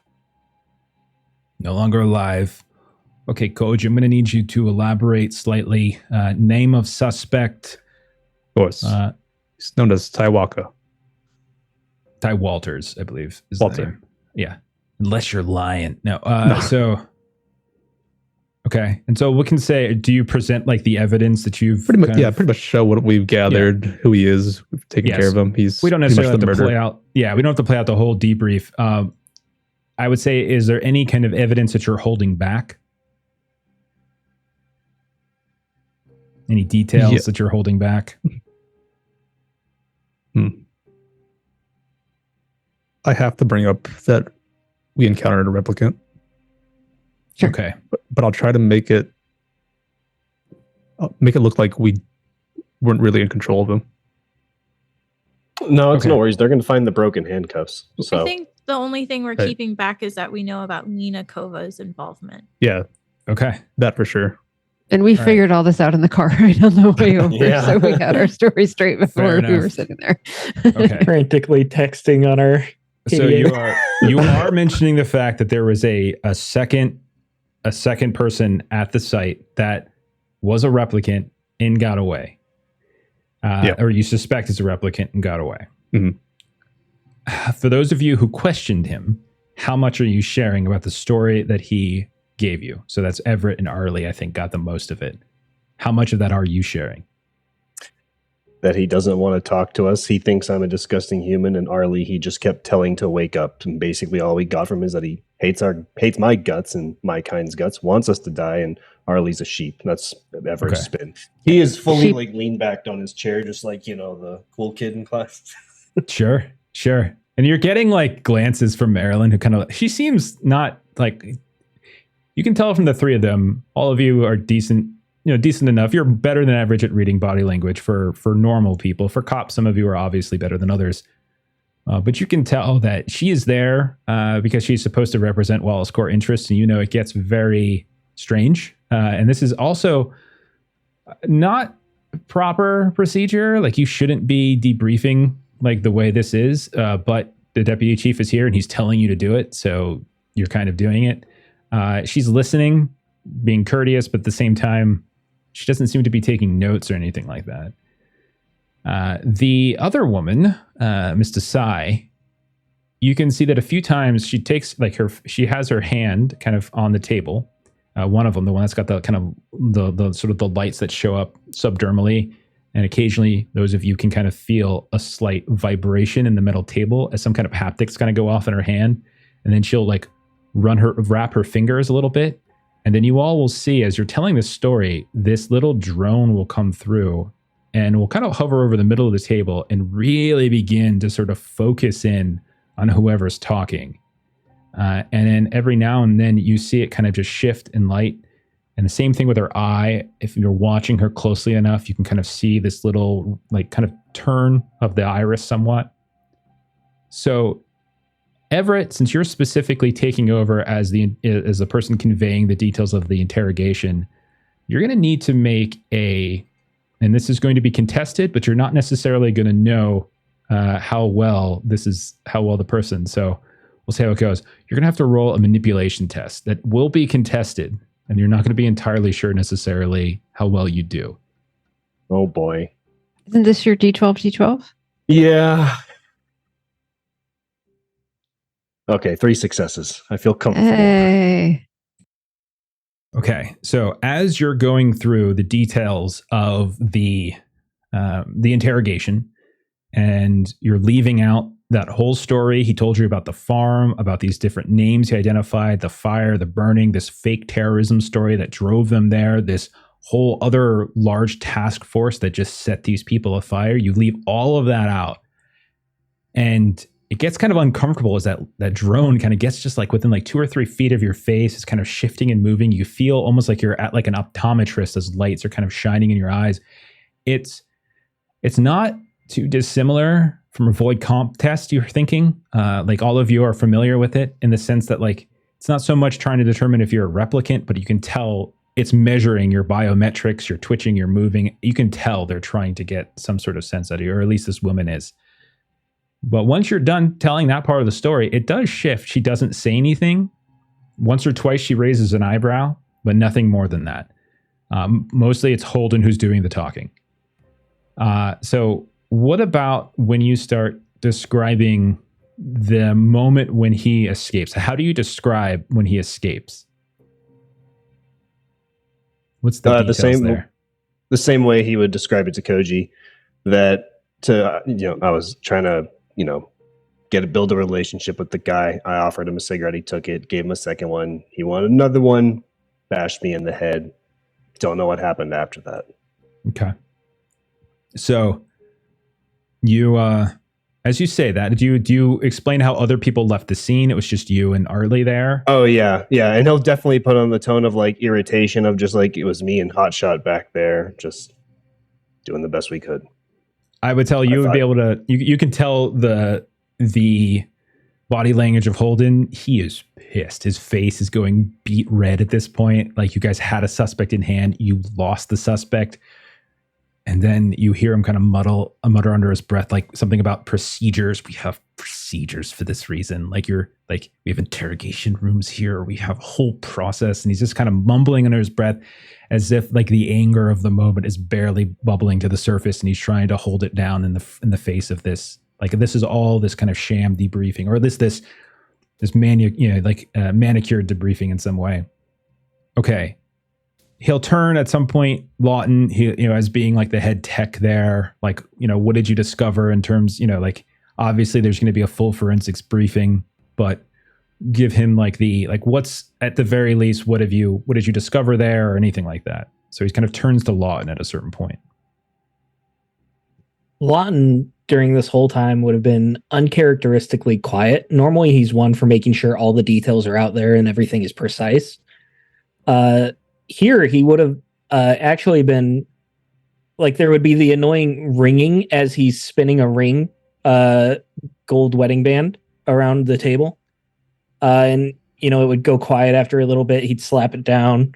A minute later, he'd spin it again throughout this whole debriefing. And then when Holden finally talks to him, I would just come out of my reverie. Whatever it said. What it? Stone, wake the fuck up. Yeah. And so I'm here. The rest of you watch as that drone now gets really close to Lawton. And the woman who has at this point been very quiet will suddenly speak up. Are you having a bad day, Mr. Stone? You could say that. I've had to kill people today. It's never fun. I was almost killed myself. It's been a bad day. I see. And have you had such days before? I'm an analyst. I prefer to stay behind a desk. And have you killed people before? No. So this day has been especially hard for you then? Yes. I see. Am I on trial here? Of course not. I was just trying to be courteous. You seem distraught. Holden, are we almost done? And you hear a grumbling come from Holden. Stone, behave yourself. Answer her questions. And then she says, wasn't it not Mr. MaxWell who pulled the trigger? I had to kill scavs when we first arrived at the site. They attacked us. It was self-defense. I see. Well, thank you for your honesty. I look forward to reading the full extent of the forensics report. I spin the ring again. Okay. So he turns kind of to the rest of you, kind of waiting for more. Is there anything else you guys are looking to sort of say or share at this point? Yeah, while we're here, assuming you're going to get a retirement order written up. It's kind of unknown, though. Unmarked. Kind of looks at you and he's like, unmarked. He wasn't in the, wasn't in our Couldn't find him in database. the base. You got a sample? Forensics might find it. Blood, DNA, skin, anything? Could be on our belonging, actually. You sure he's replicant? The way he spoke didn't seem human. Sure he wasn't just on something? Enraged to him. Coherent enough to form sentences. You ever see anyone on PCP? Strong course. as an ox. They talk too. They say a lot of strange things. You should know better. You did a stint in narcotics, didn't you? Yeah, you're right. Scrub your clothes. Lawton, I assume your distraught nature is not so much that you can't do a proper clean of everyone's uniforms. See if you can find something with running through Esper. See if we can find confirmation. Anybody. Maybe he's under a different name. Maybe he's under a different face. Plenty of reconstruction gigs out there. Yeah, I can do that. It's going to have Okay. to be OT. This is my third shift. Kind of rolls his eyes. You could do it in the morning, but collect the evidence before you leave. Sure, boss. You can see like his face just like he wants to reach across the table and just grab you by the collar and slam you down into it. But he is on good behavior. Wait, is this Holden or Jeff? This is both. But you see, he's got a Wallace Corp representative and he has a UN rep flanking him, and he's like kind of holding it back. Okay. If So- no one has mentioned it yet, Faye will bring up, just so you know, the techies are going to be bringing in a couple bricks of white phosphorus. We found Yeah, I'm that sure there. that's in the Yeah. that's probably in the. Okay. All right. Yeah, he turns to you, he's like, Hawk Crow, they know what they're doing. Okay? Yeah. Everyone has a specialty. That's That not mine. one's not yours. Go And- get your and- teeth fixed. She doesn't take it like in negatively from him at all. She's like, Yeah. yeah. He doesn't necessarily mean it negatively. He's just sort of like, there's like carryover of the annoyance against Stone that just kind of rolls over onto you. It's He not- knows she's got a couple rocks in her brain. Yeah. Yeah. Get your teeth fixed. You look terrible. I know. Do you think, and that's when she like goes in her pocket, do you think they'll be able to like put these back in, or do I got to get implants, or, you know? Just get veneers. What's wrong with you? I guess. Okay. So at this point, everyone kind of waits for a second, and he's like, get the hell out of here. It's like they're waiting around to talk. Like they want you guys to leave so they can continue talking. Everett will Thank get you, up sir. and do a over ridiculous like salute. Kind of looks up at you like, what the fuck are you doing? Like, you're embarrassing me. All right. So you guys file on out. All right. So you guys are at HQ. Yeah, reports to file, et cetera, et cetera. But I assume that you're going to do kind of put your clothes in, because you do have, some of you might actually have DNA evidence on your persons. And so I'll assume Lawton probably handles that. Yeah, It's I bag them up. I tag everything. It's routine No roll necessary. Tag everything. Put it in some sort of secure locker. You can continue to work tonight if you want through the shift. You can leave and go on downtime. It's kind of up to you guys at this point. Yeah, I'll finish whatever reports need to be filed. Head into downtime.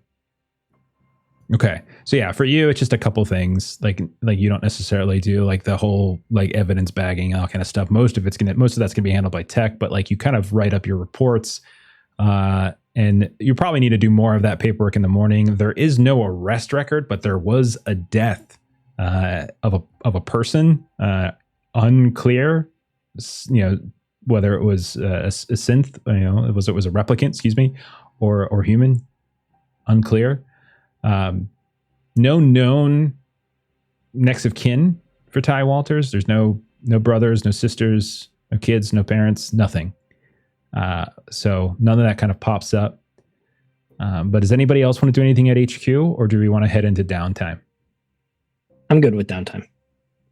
I think quickly, Arlie would just want to see if things seem to be matching up. Just kind of quickly looking in Esper to see if like the things that we reported seem to be there, or if there already seems to be any kind of scrubbing of information. That's not going to be a quick thing. Like if you're going through files, then that'll be after downtime. Yeah. Okay. Downtime it is. All right. Pause. Didn't Lawton want to get a new specialty, like trained? I'm gonna do that on downtime we talked about, right? Yeah, we talked about that. Yeah. Okay. All right. So let's go ahead then. Do people file out and leave? Do any like we're moving into downtime shift. So are we staying? Is anyone staying here? If anyone's staying here to do something, to do a scene here, we'll do that first. Otherwise, I'll just kind of do the usual kind of random roll here. I think Lawton couldn't wait to get out of there. Okay. Yeah, I think we all were pretty excited to leave. Yeah, and I think Arlie was just like, kind of that like, please don't ask for baseline, please don't ask for baseline, please don't ask for baseline. You haven't actually done anything to warrant it just yet, actually. And you just got one like 24 hours ago, I think. Okay. So we're going to start with Koji. Koji, where do you head? Walk me through this. Yeah. I'm going to head home just for a quick change cleanup.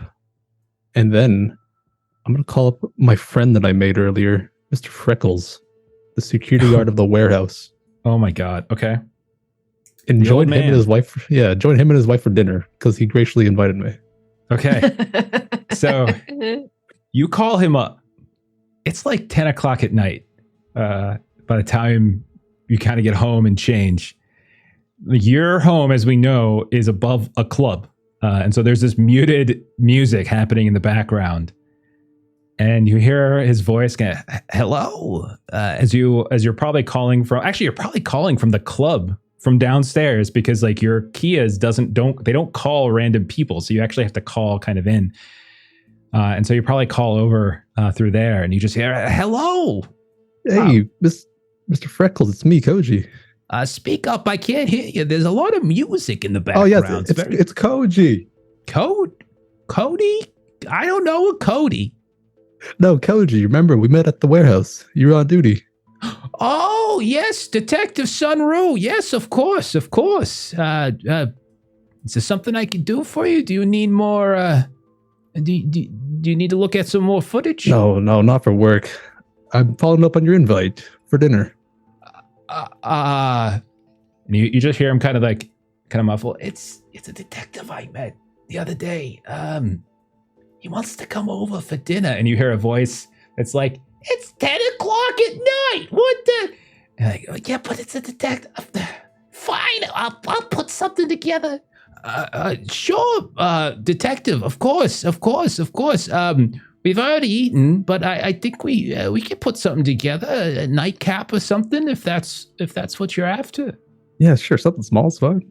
What district are you in? So he gives you an address that is not too far from kind of West Side Sector 9. So it's kind of close to the warehouse district, on the border of the warehouse district. spin up the spinner, Okay. or maybe just take public transport. That's fine. And we'll say you get over there. I'm going to go ahead and remember that one of the things I do is I roll these events. Yeah. Okay. So you take public transport. So you get on this tram. It's late at night. You go a couple stops. People are kind of coming up, getting on, getting off. At a certain point, you're like the only one in one of these cabs. Door opens up. Obviously, you're the only one here, so no one's getting off yet. It's not your stop. But you see these two guys, big dudes, get on. They just they're kind of moving around, up and down here and there, kind of talking big game. A couple of them are looking at you. And then at a certain point, one of them sits down next to you and is like, "Hey, this can go one of two ways. The easy way or the hard way. I see the easy way involves you giving us everything you have, and we letting you get off this train. The hard way is, well, we take it from you, and then we let you get off the train a little bit early, if you catch my drift." Listen, man, I just got off a hard couple shifts. I don't have much. They're kind of But I do have a... They're like, "I don't care what you have. You're giving me everything that you have, and you're giving me it now." And you feel a point against your side. You look down and you see the glint of a knife. You said how many came on with me? It's just the one next to me. There's two. One of them is sitting next to you. One of them is kind of standing a couple feet from you. They're both, they would both get involved in the fight pretty quickly. Oh, jeez. All right. I don't want any trouble. And I'll offer him a Chinian point. Yes. So you would have to essentially give over a Chinian point or a piece of gear if you don't, obviously, do something else to stop them. Let's see. Yeah. So that's basically your options there. Or you can try to fight them or try to run or do whatever it is you want to do. I cannot fight these guys. I'll just give him a little Chinian point for his trouble. All right. So you hand over, like everything you have. You empty your pockets, you give them whatever on you that's valuable. And like the other one comes up who is kind of standing up, kind of pats you on the head like you're a dog. And he's like, "You made the right choice." And then you hear the train kind of stop and they start whistling and they just start to get off. A few moments later. Better than this. And they look back, "You've got something better?" No. And they just keep whistling. You hear one of them cackling. Doors close. You finish your travel and you make it to the apartment of Mr. Freckles. Door opens. You see this man, same man you kind of security guard from the automotive storage house that was next to Chemplas. You can see that he's got a robe on, like an old man night robe. And you hear the sounds of like a woman kind of shuffling around. You see they're in like their night clothes basically, but they've set up what looks like this very nice kind of old fashioned looking tea set. And you can see there's what looks like these kind of protein cookies and stuff with some sort of kind of sugar substitute on top of them. And he's like, "This Detective Sunro, come in, please. This is my wife. This is Dottie. Dottie, this is Mr. Sunro. He was the detective I was telling you about.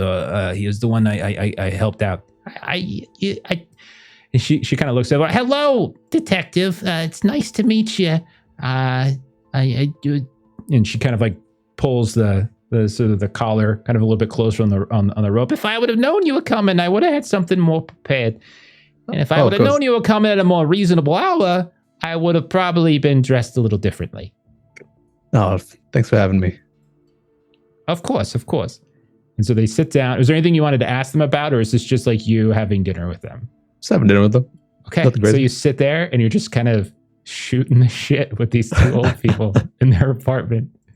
Okay, and I'm going to say, let's see how long you stay. You're there for 4 hours. You don't leave until 2 o'clock in the morning. and they are exhausted by the time that you leave. Okay. Next up, we're going to cut over to Arlie.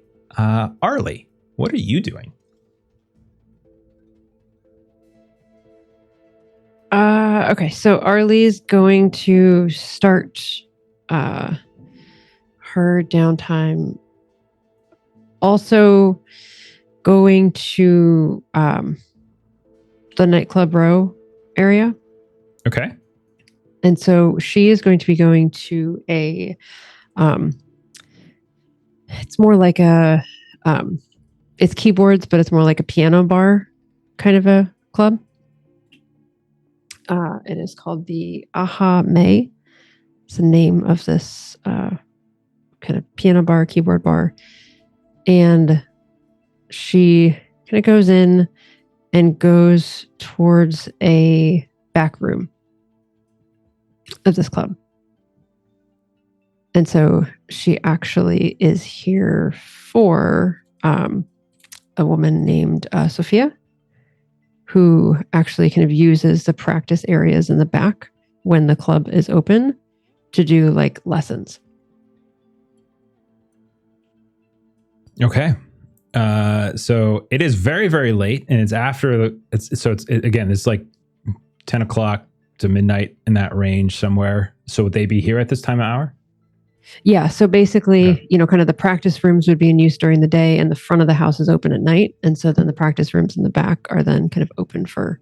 Okay. So this woman's back here. Income. Like she's okay. All right. So for late night practice of keyboarding, Arlie, are you looking to practice keyboarding? Is that what you're doing? Yes. Yeah. I just wanted to see if the role was going to affect me getting to where I needed to go. No issues, actually. No issues getting to where you needed to go. You're not mugged as Koji was. Koji got mugged. Okay. Sorry, buddy. And when you said public transit, I'm like, perfect. Here we go. Okay. Yeah, so I was like, let me not get too far into this before I... Okay. Are you friendly with Sophia? Yes. Okay. So yeah, she sees you. I'm assuming you've changed at this point, but she's very happy to see you. Another one of your artistic tutors, essentially. Is there a particular tune that you play that you've been working on? Anything like that? Yes, I have. So I have been working on Sen's The Swan. And so that's what she's been working on. Basically, Arlie is good technically with pieces, but Sophia tries to find works for her that are intended, as most music is, but especially ones that really require kind of that feeling in with the music. And so this is particularly from Carnival of the Animals, which is comedic.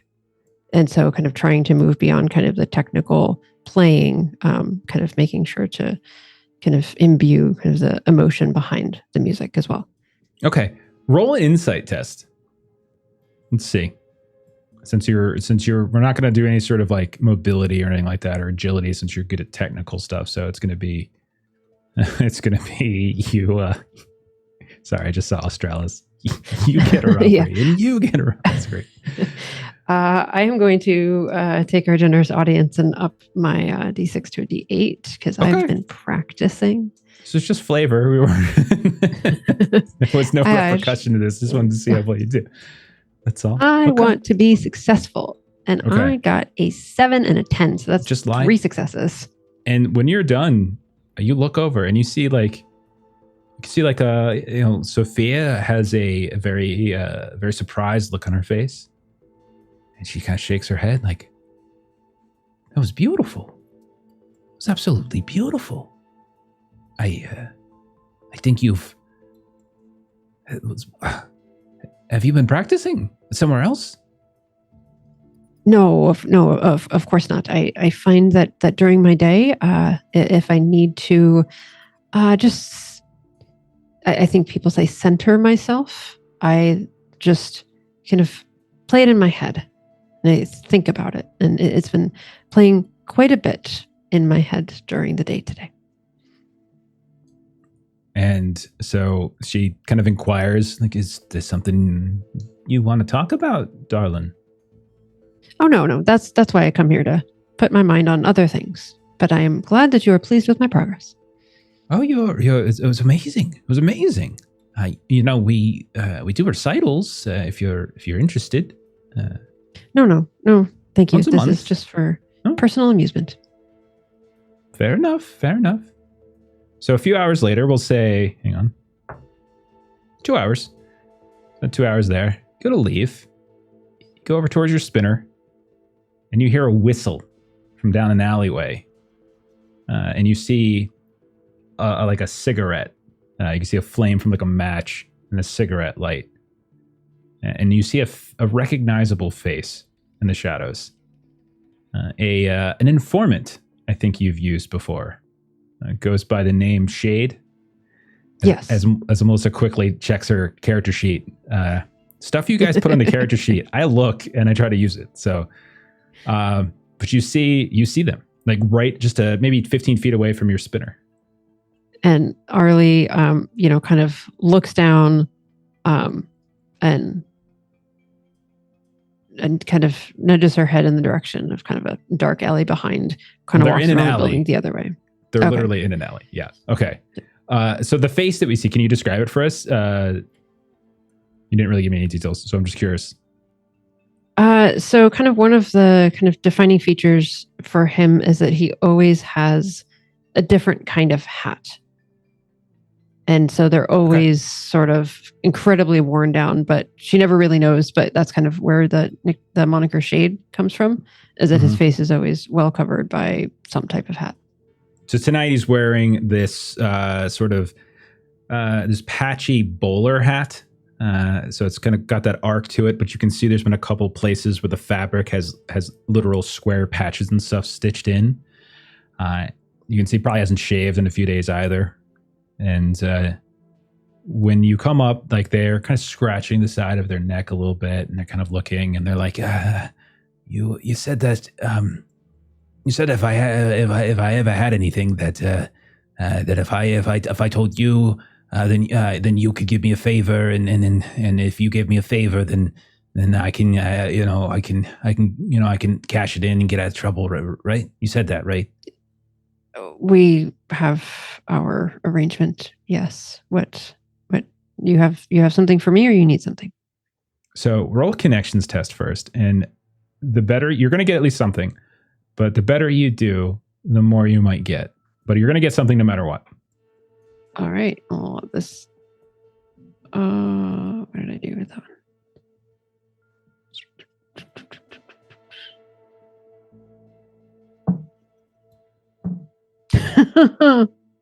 Oh, I needed to take a picture of that. I just rolled 2 10s. Oh, of course you did. Sure. Jackpot. I got a jackpot. I got a jackpot. You can say he's a little kind of strung out. You can tell at this point.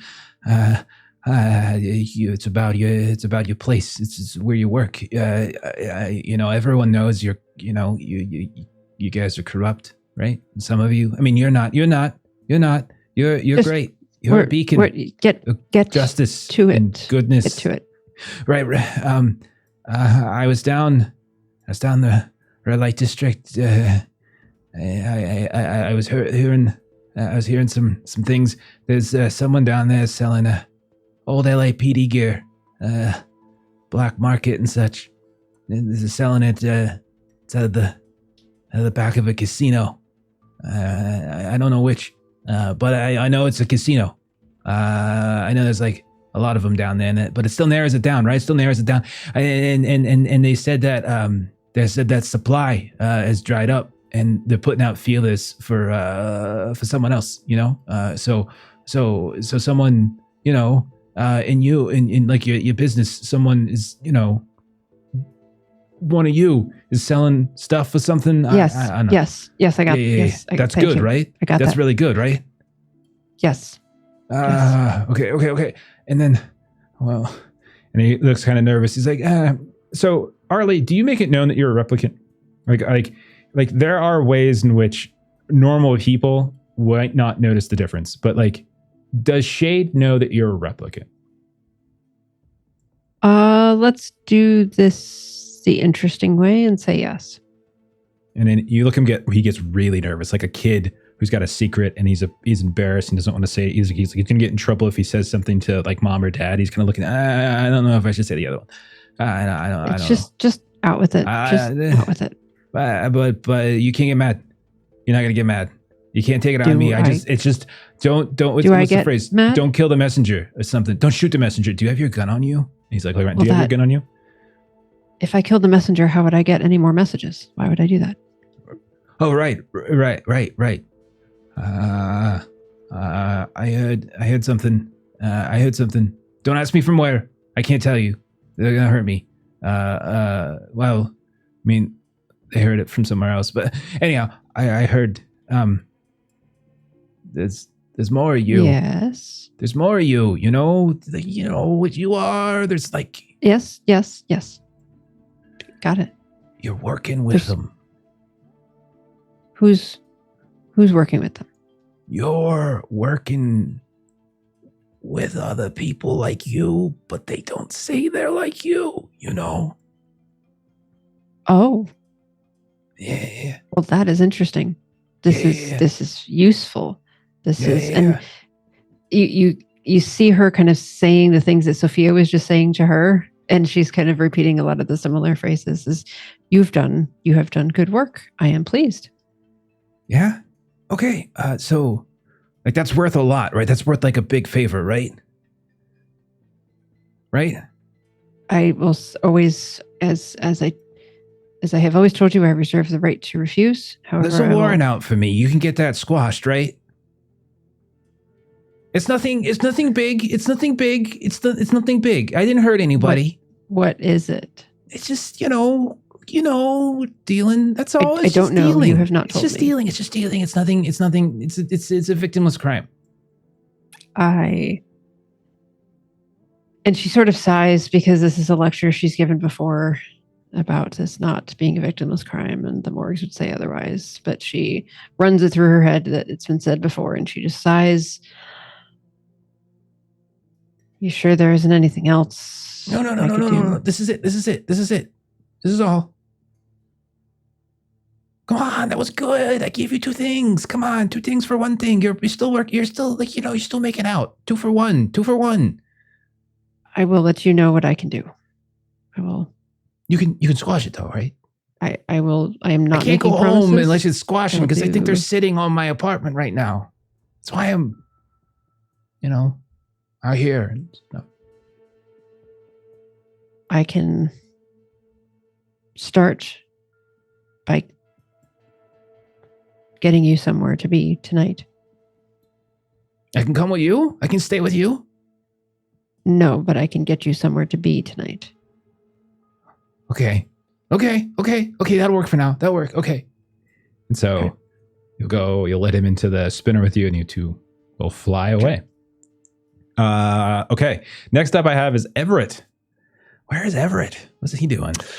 Yeah, so similar to Koji, real quick, Everett's going to stop by home, unload everything. He doesn't want his badge or his gun on him for tonight, put on some sort of casual clothes.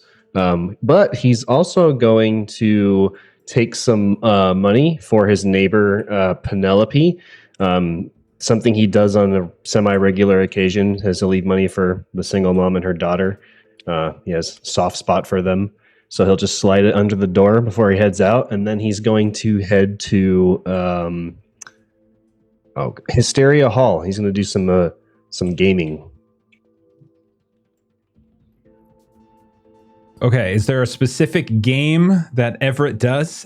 I like how Everett's an old man, but he goes out to Hysteria Hall to do gaming at like midnight on like a weeknight. This is more of because he had to kill somebody, and he's not like. It's just he wants to do something repetitive. So as like he's gonna do like do like VR headsets exist in this something universe? Like that? Sure. Yeah. So he'll like do like Stardew Valley VR, like he's doing farming simulator. He wants like a repetitive motion to just like process the fact that he killed someone. Okay. So you're going through this game. You're in this Hysteria Hall. There's this like arcade, basically. There's all sorts of other games going on, but you block all of the noise, all of the lights out, and you just sort of kind of disappear into this much more social, much more relaxing style of game.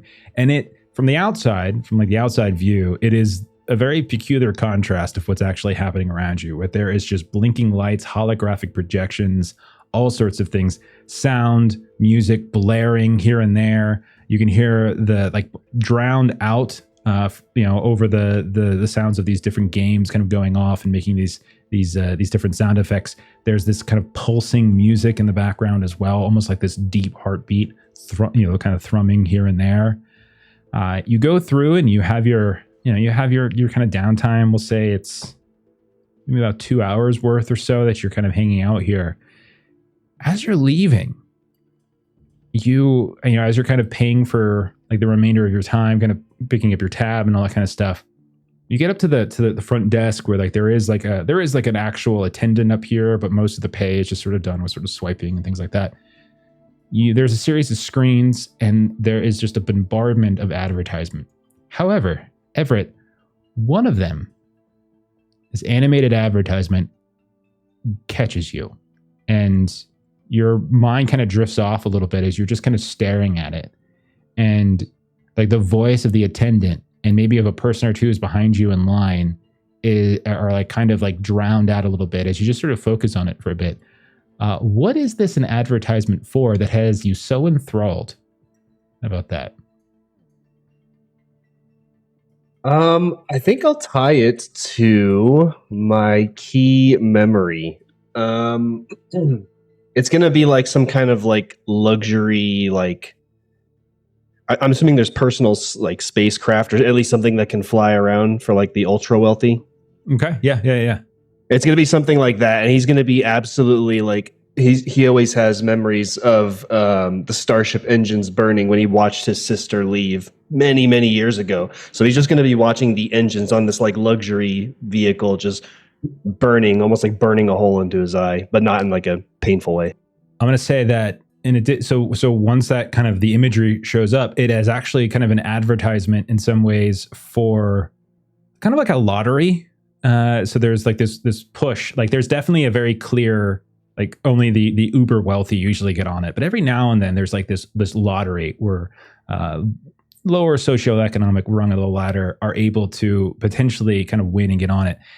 And it's like this thing where like you can kind of purchase a ticket, see if your lot is drawn, and then you kind of get onto it. Now, your effect though is that you cannot recover stress until you have paid 1 Chinian point to purchase a ticket.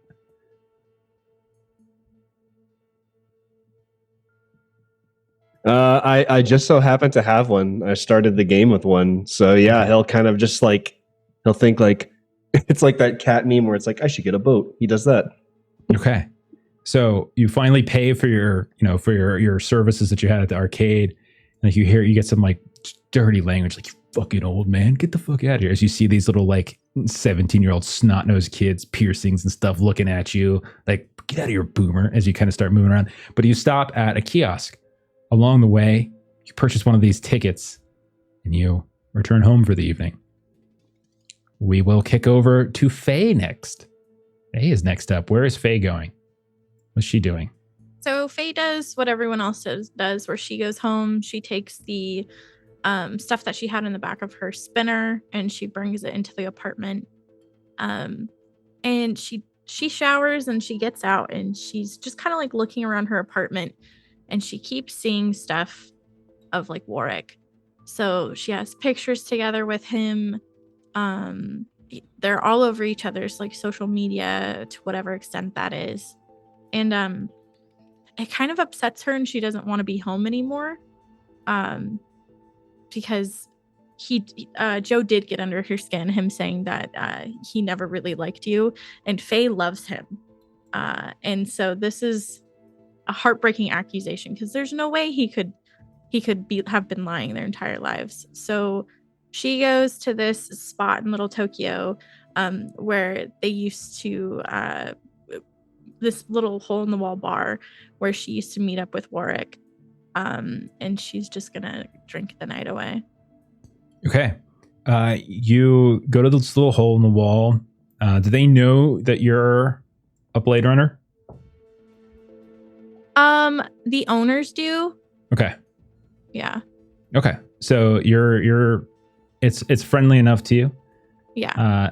I'm gonna say that you kind of get there since you spent a little time at home first. You're getting there a little bit later, closer to 11, almost even midnight when you arrive. You're there for I rolled 3 hours, and you're kind of just drinking and drinking and drinking. At a certain point, like last call comes, and like you're in your cups, like you're totally in your cups right now. Yeah. And you see a scuffle break out between like, a couple folks in the corner, and you're off duty, you're drunk, but you see this scuffle break out. And then one of these two guys who are kind of in this scuffle just pushes them so hard they stumble over. The one who gets pushed over this table crashes into the front glass where you can see like there's like all these different kind of display lights, and just cracks through it, and they fall out front. And everyone's kind of flipping out at this point. You can see this craziness kind of transpire. You notice that as you're watching, where like this neon display, this kind of sweeping design of the of this hole in the wall that kind of signifies to folks like this is a place of business. It's broken. You can see some of this like kind of like the illuminated liquid just kind of drip out where the tubes don't connect any further. And you can see like on the ground, this like orangey colored, like bright orange just begins to pool in this sort of awkward shape. And you're kind of watching, and it just forms the shape of what looks like a koi. You look up and you see the guy who sort of did got pushed, gets up outside, blood kind of pouring down. You can see a few folks are kind of in front of him checking him out, but he's looking like he's ready to come back in and go after the dude who pushed him, who's still inside. But that there's like a crew of like 3 or 4 people checking on him, but they're pushing him. And as you look up, you see the same face, the man that you saw when you were younger, the Blade Runner who helped you, the man that you saw in your kickboxing club.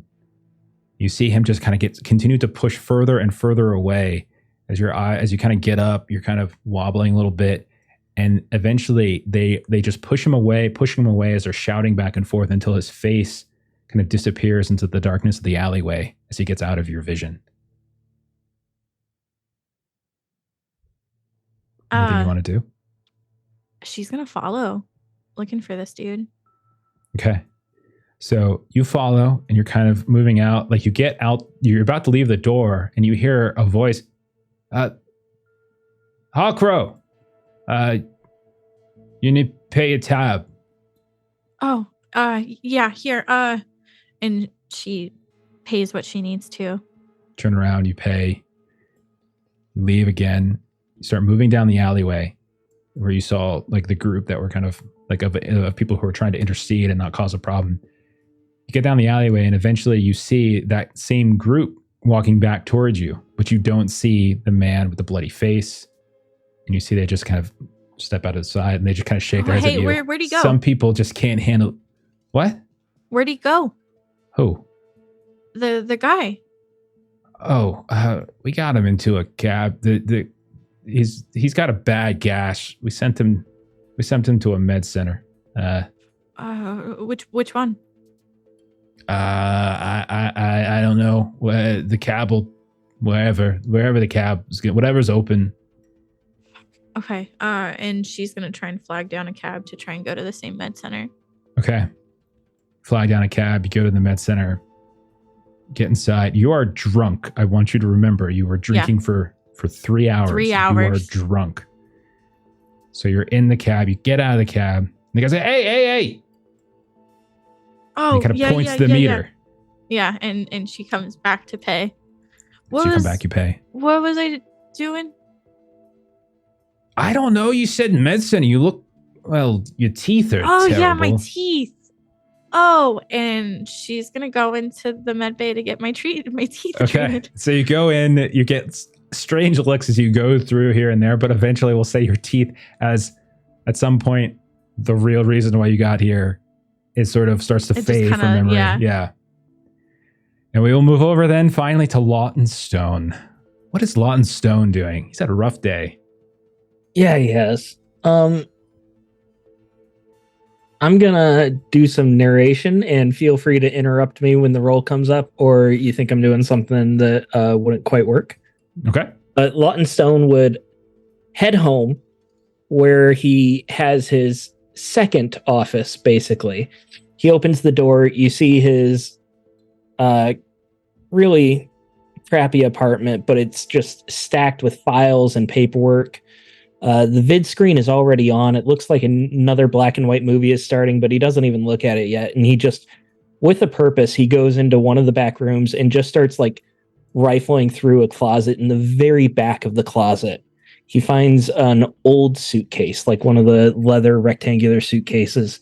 He pulls it out, puts it on his bed, unclasps it, opens it up, and you see a police uniform, a badge, police issued gun, and just sorts of odds and ends. But everything looks like it's from like a generation before. It's an old police uniform. It's the previous style badge, so on. He closes it back up, brings it out to the living room, and just kind of slams it on the table and just stares at it for a bit. An uncomfortably long time, he's just staring at this. And then he looks up at the video that's playing. It's another Humphrey Bogart film. It's Dark Passage. And it's the point where Humphrey Bogart just escaped from San Quentin, and he's in the back of that station wagon with Lauren Bacall driving, and the police officer is like searching the back of the station wagon, trying to just check for if she's helping a prisoner escape or not. Humphrey Bogart's hiding. He pulls his hand back as the police officer is like padding through. And something about this just makes Lawton furious. And he flips over the coffee table that has the paperwork, the suitcase, everything goes flying. It hits the vid screen. It might turn off or at least go askew. And he sees a flask has flown out of the suitcase and falls on the floor. And just in a huff, he grabs the flask and immediately leaves the apartment and starts heading towards the nearest bar, one of his favorite places to go. Before you leave, ever so slightly, just before you leave, you get the flask, you have it up, your vid screen got turned. You see, like, I'm not sure if like I doubt like it's going to get cracked, but it gets turned, maybe it gets knocked over. And you hear that, like, and you probably know the movie, not necessarily by heart, but pretty close to it, Yeah. But you hear a voice. You hear, "What'd you go and do that for?" And you look down at the screen, and Humphrey Bogart is staring directly at the screen, like fourth wall breaking, eyes locked on you. "What'd you go and do that for? It's your own stuff." Is it even real? You're asking the wrong questions. Am I real? Kid, of course you're real. Don't be ridiculous. You see, like, he pulls out a cigarette at that point, out of nowhere, just from off screen. Flame lights up, but everything else is black and white. And that flame just goes whoosh, really, really bright orange red. And you just sort of kind of get a little, your eyes kind of start to sting a little bit, get a little watery. And like you can see him still, but it's starting to fade a little bit. And you hear him say, as it's starting to fade away, "Wake up." A second later, we see Lawton Stone waking up on his couch, flask in hand, TV still askew, table still upended, things all over the place. And it's maybe the very end, the last scene of Dark Passage, and then the credits start to roll. I cannot flee this apartment fast enough. Just trying to get out. I won't even lock the door behind me as I'm just trying to get away. So the last thing we see is Lawton flying out his door, slamming it behind. Maybe it closes, maybe it doesn't. And that is where we will end for tonight. Right. Nice. Awesome. Ooh, Okie dokie. Wow. we've got some questions. I mean, I think we have some answers. Characters didn't see that. Okay. All right. So let's do some close and plugs and get out. You guys doing okay? Everyone all right? Faye, did I understand that correctly? You kept the stuff in your car and you like in your spinner and you never gave it over to Yeah. Is that right? Okay, so you still have some of this. Okay, fair enough. Yeah. Don't be that guy, sore loser. It's a choice. It's literally a choice. You can literally just not be that. So anyhow, so we're gonna go ahead and do our credits or do our plugs. Excuse me. Tomorrow we got One Ring Second Edition, where we are continuing our Waking of Angmar campaign. We are episode 53 as the march towards the end as we try to help out some folks around Tharbad. Monday, we are doing some Call of Cthulhu as we are playing Horror on the Orient Express. We are in Paris. Things went really bad at a flea market, an occult flea market. We'll see if they go any better. And then Tuesday, Steven, what do we got?